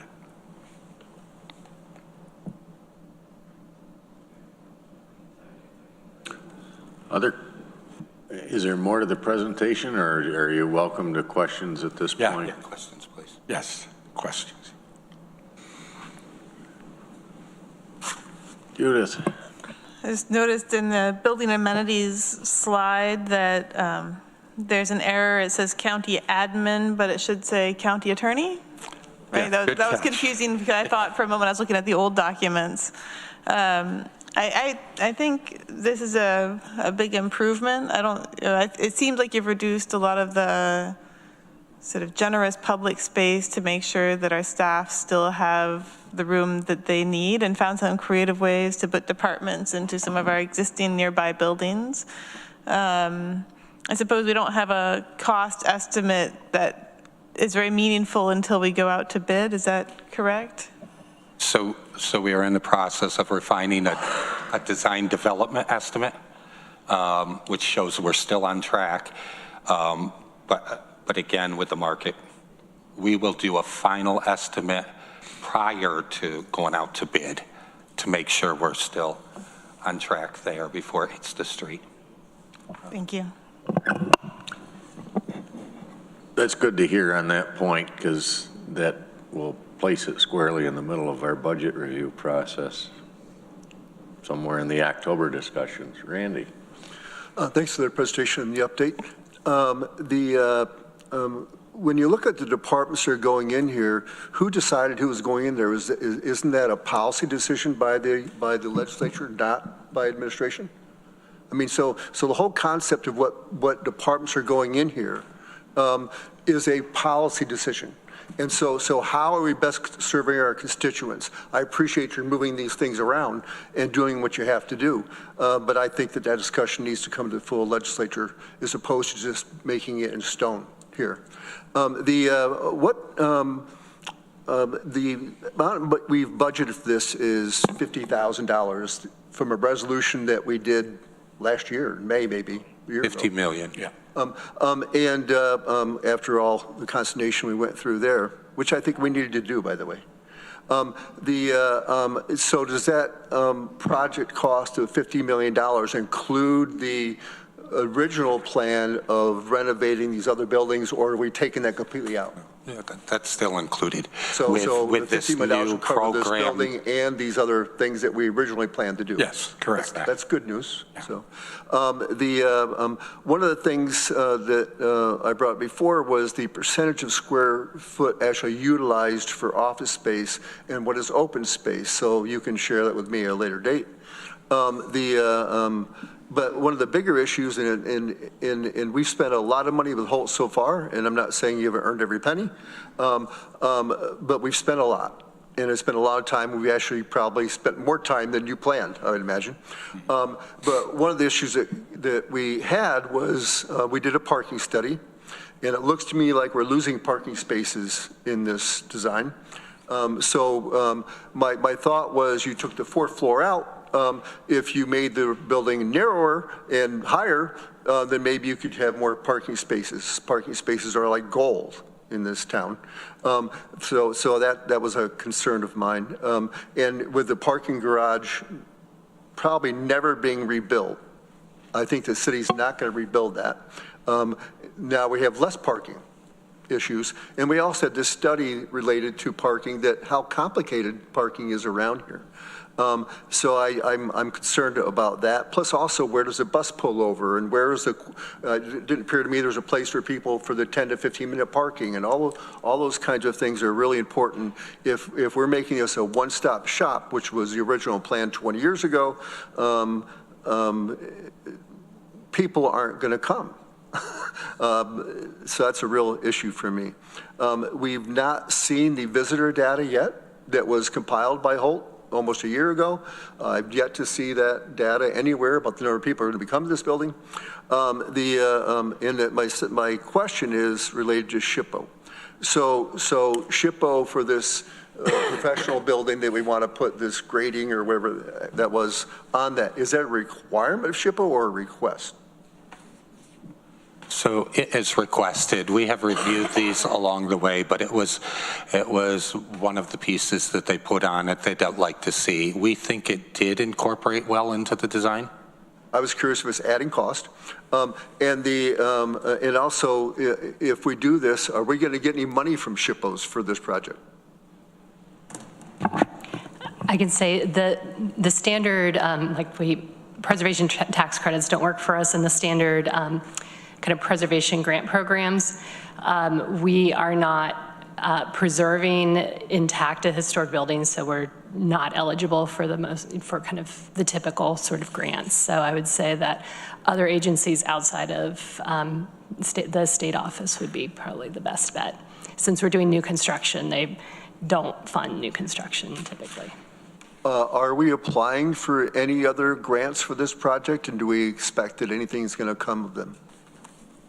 Yes, we're, in the sustainability slide that we showed, we are working with Tatum Engineering, so they've actually found quite a bit of grants in addition to what Planning Sustainability, Terry Carroll have found, which are encouraging. So yes, we are seeking for other grant opportunities as part of this project. And Mike Lane would be thrilled to know you're thinking about taking out those old boilers. The what? Mike Lane, you mentioned taking the old boilers out over at this building over here. Oh. And Mike Lane brought that up about 80 times. So I just wanted to share that he'd be excited if that happened. So we'll invite him to the ribbon cutting. Do you have other questions? I got to ask the committee members. We've gotten to a concept here. Do you think our colleagues would want to see this report at the full legislature at this juncture? Not only do I think they'd want to see it, but they might want to see it in an executive session so we can have a very substantive discussion. It's monumental in many aspects. I have questions that I'm not willing to ask in public right now. I'd rather have them in an executive session.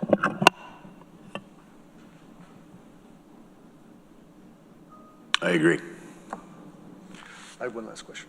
Randy? So deconstruction. So is that still planned for later this year?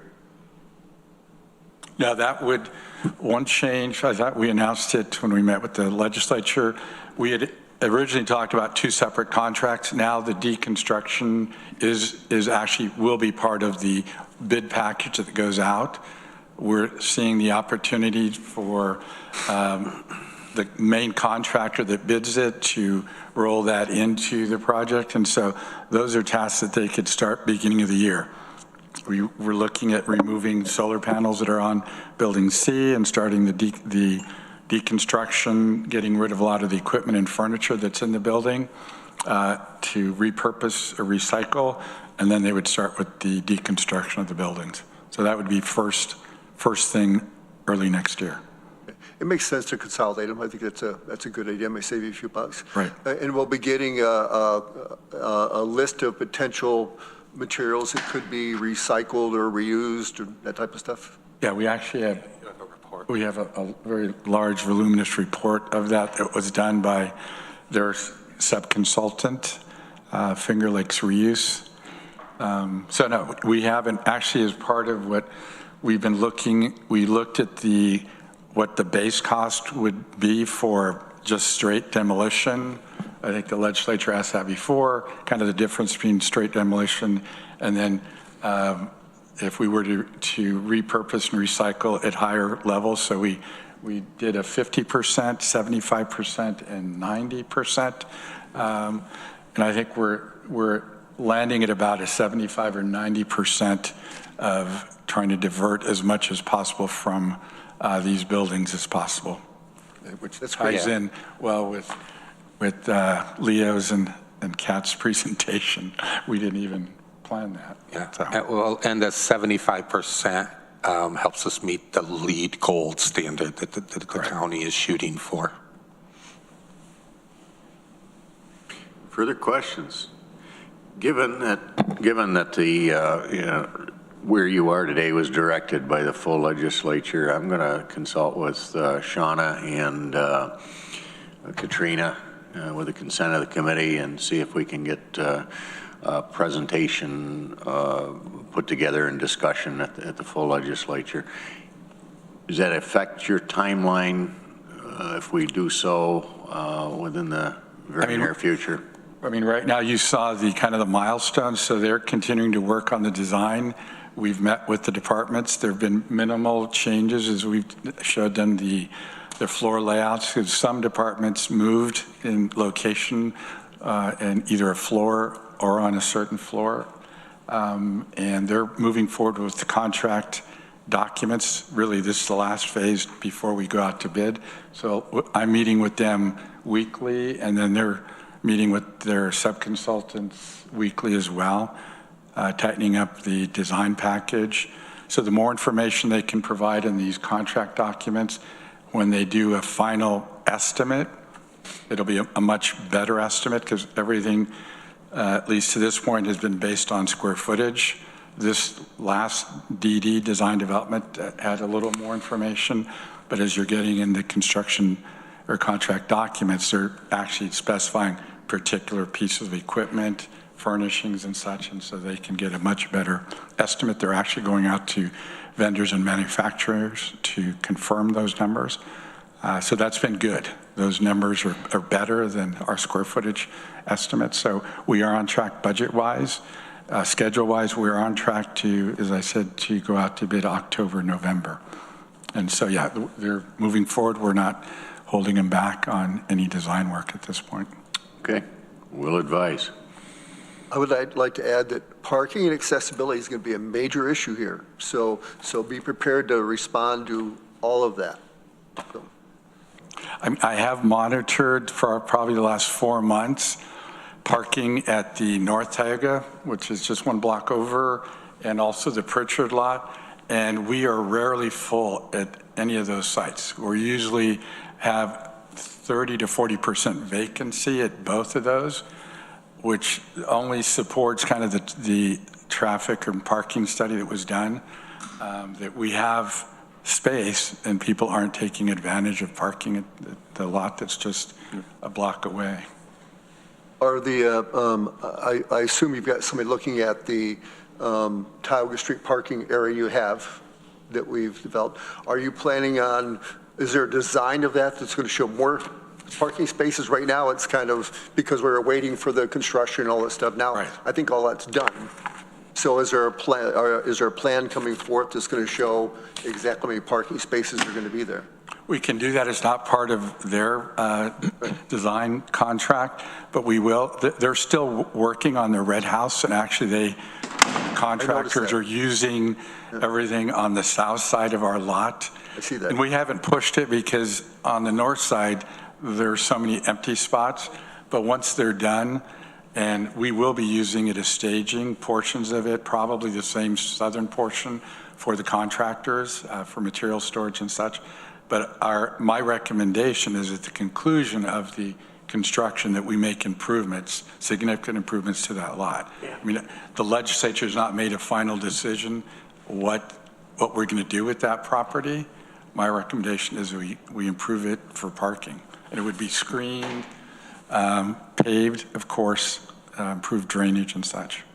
Yeah, you probably get quite a few parking spaces once you figure it all out. Yeah, right? yeah. But we will restripe it. And we did it earlier just on the, actually, highway's not here, but they used millings and they compacted it and it's held up really well for the last winter.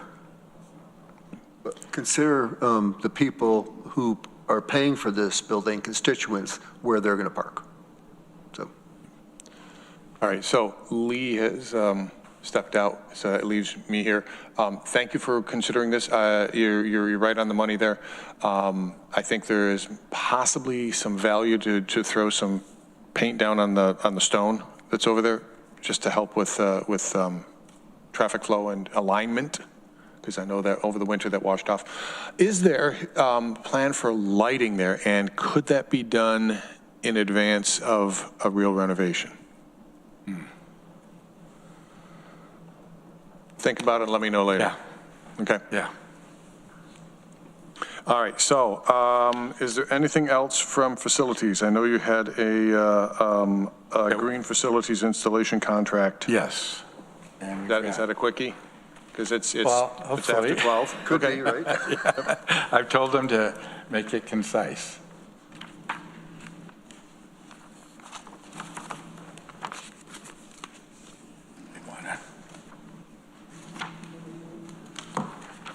There, you can grab another chair for sure.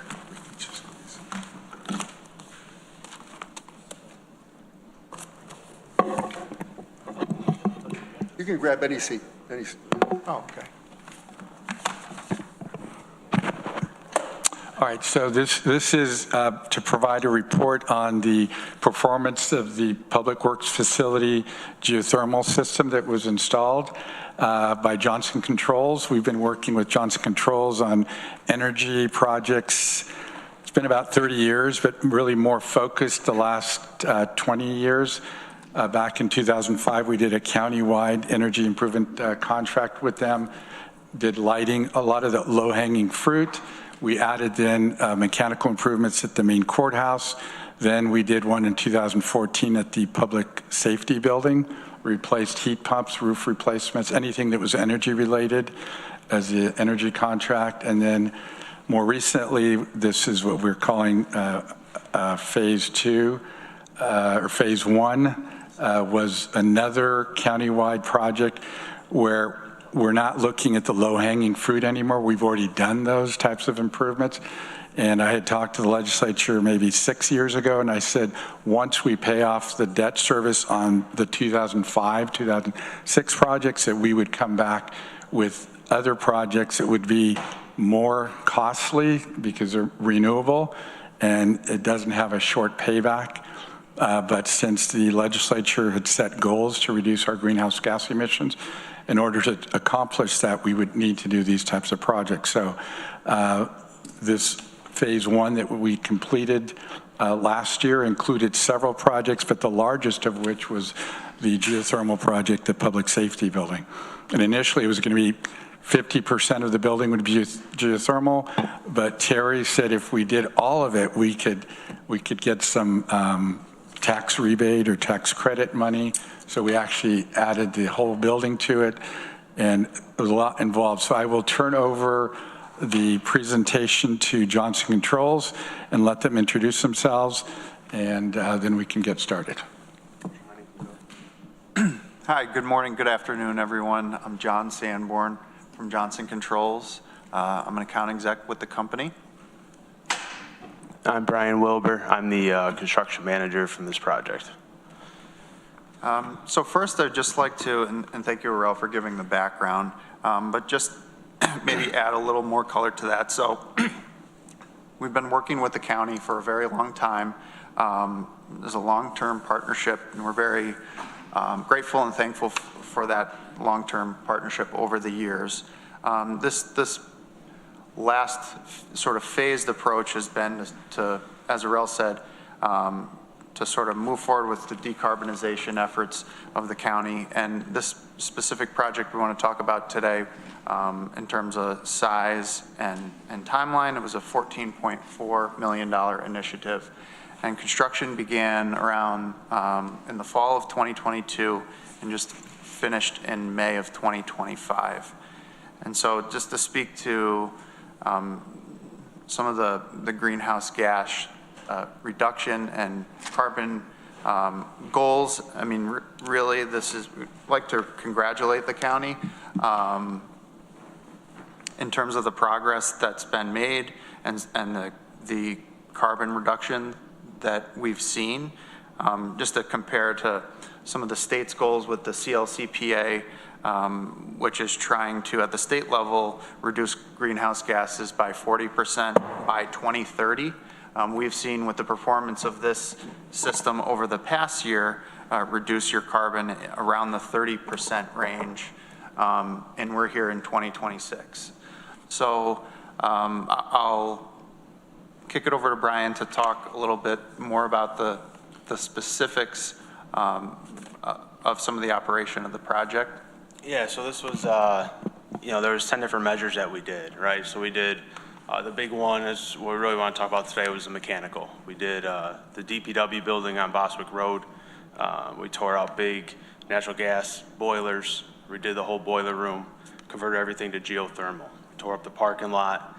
I'm sure if not everybody's seen it by now, but under that parking lot we got 48 wells at 490 foot depth, lateral piping going into the highway garage to a manifold, to new water-to-water heat pumps, which are now call those electric boilers. Those are being fed from the well field to reject heat into the field, to then produce it and run it through the radiators and the reheat coils at the space now. What we also gained was the installation of the geothermal rooftop units. So those are also fed from the well field. What you gained out of those was, the rooftop units that you did have in place before didn't produce any kind of heating. These new ones today do. So what we were able to do was take a boiler loop that was running around 180 degrees to effectively heat the space, reduce that down to 110, 120 degree loop, and then provide heat sources from these rooftop units in a forced air. The highway garage specifically, there's numerous hanging hot water unit heaters. We took those out and we installed 4 rooftop units. It's a forced air application. That kind of takes me into, some of the, we had some trials and tribulations, throughout that de-installation. So I'll just kind of go through here and show you, if you guys have never seen this, but these are the drillers. This is when we're going into the parking lot, tearing into things.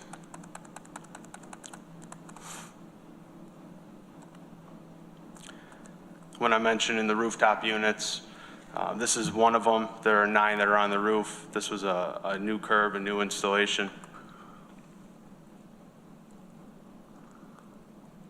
and the new boilers that I had mentioned are those 2 gray boxes there to the left with miles of piping. This is the manifold in the highway garage. So this is all the piping from the parking lot well field. And then I believe you guys have already had time to review these, but in short, going back to initial startup, so we install the well field, we install the piping, everything is in place. We build out the curbs and we set rooftop units on these curbs, and we turn the power on. We did encounter some issues with units from day one. Things as far as just being shipped with wrong control boards, wrong wiring schematics. That gave the startup crew some challenges, and in turn, how it affected the county is that there were several times that the spaces went without heating or cooling during those troubleshooting steps. My goal was to stand behind the product to the best of our ability, right? I know you see we have somewhat of a lengthy service history. All of the components that were replaced and the changes that were made, everything was covered under warranty, whether it was through me working with the manufacturer, the vendor, or Johnson Controls, using some of their capital to extend warranties, right? So what we did is we added an additional 2 years to the AON rooftop unit equipment to say that, hey, we understand there were issues in the beginning, and I feel that we lost some confidence in it, but we have confidence in it, and in showing you that we're going to extend that warranty for you, and throughout those times, we're not expecting you to have issues. There were some consistent issues that we dealt with this winter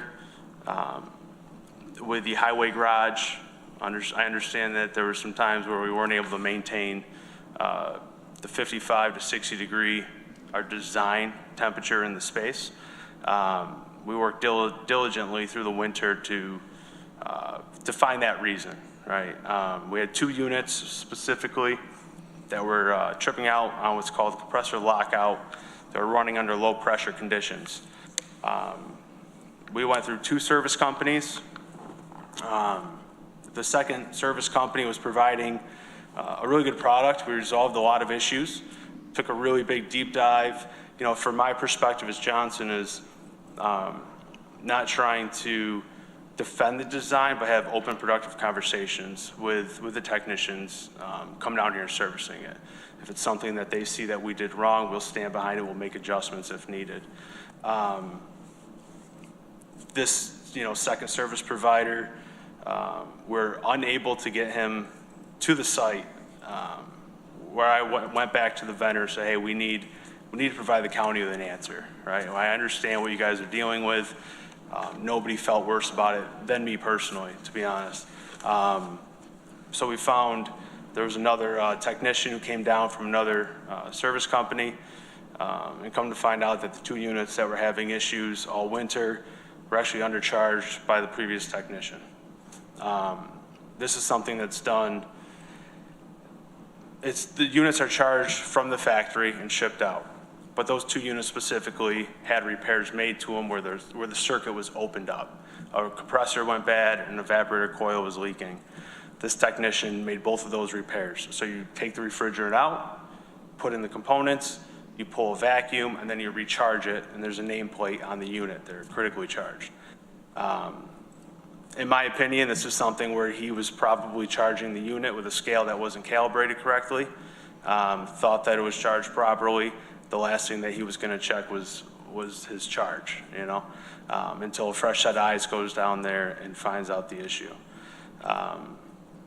Once those repairs were made, we also made an adjustment to the sequence of operation.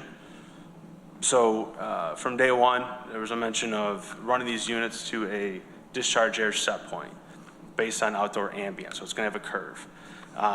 As it gets colder outside, you're going to want more heat out of the units. those set points were a range of like 88 to 92 degrees. And we found out that just specifically in extreme conditions, with large overhead doors, big trucks coming in, those trucks were out plowing the snowy roads. The trucks are cold, so those are like ice boxes being parked in the space. There was a hard time recovering with that sequence.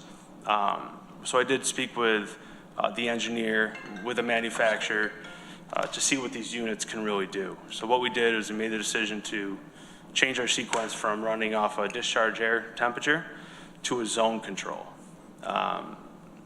You know, in layman's terms, we're running these units like you run any HVAC unit with a thermostat. You go home and you set your house to 70 degrees. We just want 70 degrees. We don't care about the temperature coming out. In doing that, we saw discharge air temperatures of in excess of 25 to 30 degrees above the old sequence. And we've been maintaining comfortably 55 to 60 degrees in the spaces. What I understand is that the temperatures being maintained in those spaces, it has been achieved, but this has been since early to mid-March. And I want to be around, and Johnson wants to be around to prove that performance of those units when it come next winter. Our design is negative 10 degree ambient to maintain 60 degrees in that space. And the engineers in making that design to take into consideration the R values of the wall, the R value of the roof, and the large overhead doors. And then there's also, you take into account for the recovery time and how long those doors are open and closed. So they are confidently sized correctly. We've been dealing with 2 winters in a row of units not operating as they should.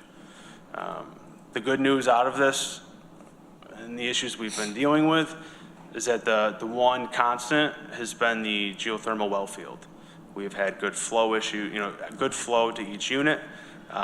We had balancers out several times to verify that, because that's the first thing a technician wants to know. I haven't hesitated to get a balancer out there and prove it again and again. So I do have very strong confidence in the geothermal well field itself. I'm actually very proud of that. This was a very fun, challenging project, both at a mechanical level and electrically as well. We doubled the service to the building. So this is something that Johnson is very proud to say that they did. And we want to be here to work through these issues. I don't want to talk your guys' ear off too much. I'm open to any questions if anybody has them. Go ahead, Dan. No. Oh, I just want to, go ahead. All right. I just want to say thank you for pointing out the error that you found from the previous technician. I know when we toured that as new legislators in what must have been end of February, because it was before that fix was found. Right. And so, good. Thank you. Randy. Yeah, that is, with big building like that, open space with high ceilings, doors opening up, and I can see that was a real challenge. In looking at your report of the various things, is this something that we pull from our data, or is that something that you call Johnson Controls and you log the issues, or how do you see this data over time? So I have, in the bottom of the attachments here, I have all of these service reports. These are all the reports from day one of starting up the units that were provided from the service companies. I then asked for them to be sent to me, and then I store them. And I took all the service reports and then try to kind of generalize them and bring out the key points. Okay, thank you. I noticed that you mentioned in here in the report that the units you installed, the technicians, you have technicians locally for those, maybe if I read that correctly, for some of these units. Do we have somebody that's closer by now that can work on these units, or do you have to train somebody, or maybe I misread this?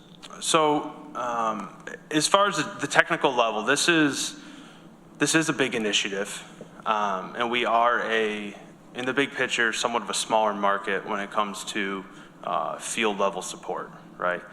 So you really rely heavily on the vendor and the manufacturer. AON equipment was selected because AON, in my years in the field and at this level, is a very reputable brand. It is quality built, but we are now in a water-sourced application, and this is new to a lot of people.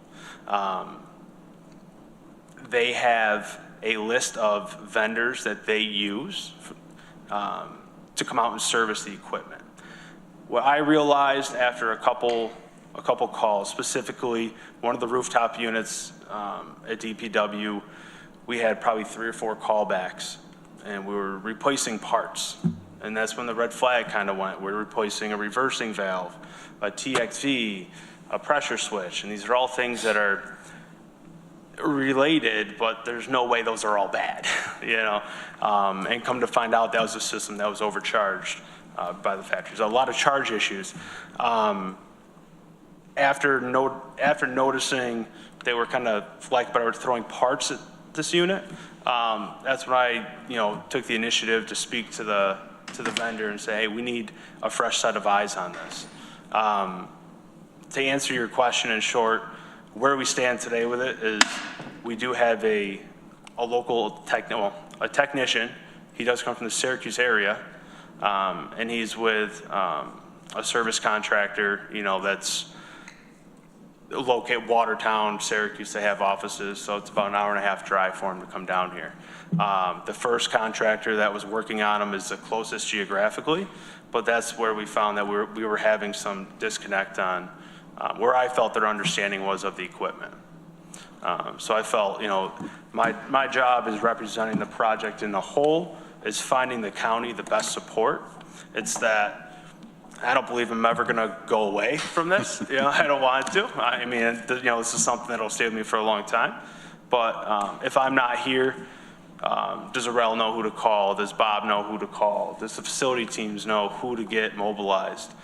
So I've kind of taken the initiative to try to get technicians familiar with the facilities, with the staff members, know where they have to go, and have a history of what's been going on. I do think that where we stand today, we're in a pretty good place with the system overall. Yeah. Thank you for that. Yeah, and I can add, they've been very responsive. I am a pushy owner, and I told them when we signed the contract a few years ago that I would press them on this, and so they've been responsive. They've honored our requests for extended warranties, and some people know him better than they know me at our building because he's there so much. We could actually give him an office, which we did actually for a period of time. So no, it's unfortunate because our team, myself, and our HVAC technicians were involved in selection process of equipment. I mean, Aon we have at the main courthouse since '97. They're solid units. I mean, good quality. And so we were very surprised with Aon issues, and then Dakin, which is also a very reputable manufacturer of equipment. And so, I was starting to see if we should contact SHPO if there was an old burial ground at our site, because this was just one thing after another. And it is newer type equipment. And so the service side, from the beginning, we were saying we want service companies that are nearby. We can't find anybody locally that does kind of the commercial level systems like these. Our staff, actually, when the techs come on site, Brian notifies us so that they can shadow those techs and learn things in the process. And I know Bob has learned quite a bit of our systems. So we think we're over that hump now. Things that we are recommending, which is really outside of their contract, but that garage, when it was built in '69, had a radiant floor system. It had cast iron pipe that has since rotted away years before I ever occupied that building. The highway actually put in a radiant system maybe 3 years ago, but they did it on the maintenance garage side of it, not that side. That's what that needs. For what they want as far as melting snow and ice off of their trucks, it's not for them because it's not an occupied building. That's what you need. So that's a recommendation that we've made to Nick. Also, not because of the issues we've had there, but we are looking at replacing the roof This fall, we met with Terry earlier this week to discuss that because we have photovoltaic panels there that are end of lease term or very close to it. So that will improve things. So I think between replacing the roof, which with the newer code, it's more insulation. But really the challenge is if you've been there, there are 4 large overhead doors. Oh, yeah. So when you open that, there is no system unless you're spending a lot of money to recover from that. And so we've encouraged highway, open it and close it. Don't leave it open, especially in the wintertime, because all of that heat, just you lose it.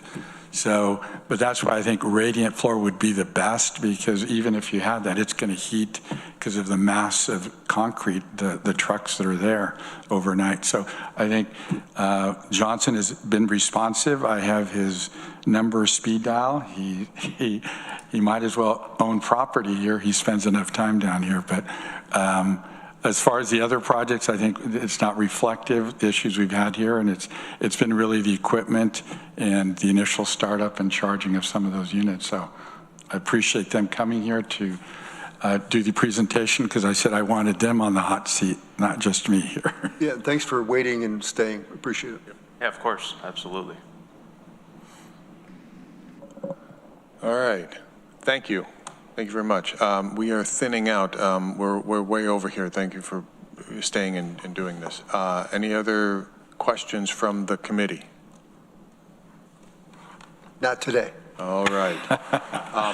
If there is any other business about anything for the committee? All right. Well, there being no further business before this committee, this meeting is adjourned. Thank you.